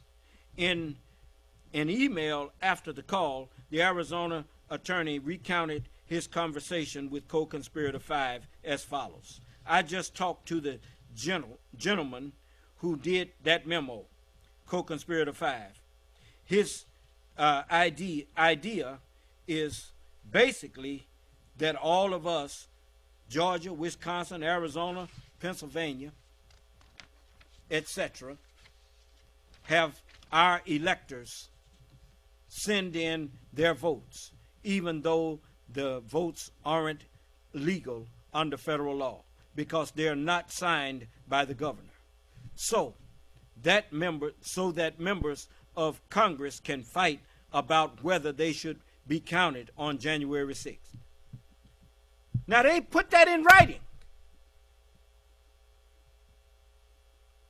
They could potentially argue that they're not bound by federal law because they're Congress and make the law, etc. Just making up something. Kind of wild, creative. I'm happy to discuss. My comment to him was that I guess there's no harm in it, legally at least, i.e. we would just be sending in quote unquote fake electoral votes to Pence so that quote unquote someone in Congress can make an objection when they start counting votes and start arguing that the quote unquote fake votes should be counted. Yeah. And they put it in writing. Now you see why they ain't naming the co-conspirators. Obviously, some of them done seen they come to Jesus moment. So I'm gonna stop right there. It's late. I know some of y'all tired, and I'm gonna let you go. If it pleases Allah, we will read some more of this to you tomorrow after prayer, and just a little of it, and then finish it up Sunday. If anyone has any questions for me, I will answer them, as long as it don't require me to go into too much detail. If that be the case, I will just tell you, why don't you ask me that tomorrow, because it is late now. Any questions? Anybody find fault in anything that I read or said? Okay. Then I'm look forward to talking with you again tomorrow. at 1 p.m. And until then, may Allah bless us all and keep us safe and in our right minds. And may Allah grant each and every one of you who received the truth with thanksgiving. May He bless you with a peaceful and pleasant night's rest and sleep, and a happy, peaceful, and pleasant morning's rise. May Allah's Salam Alaikum. This session is no longer goodbye.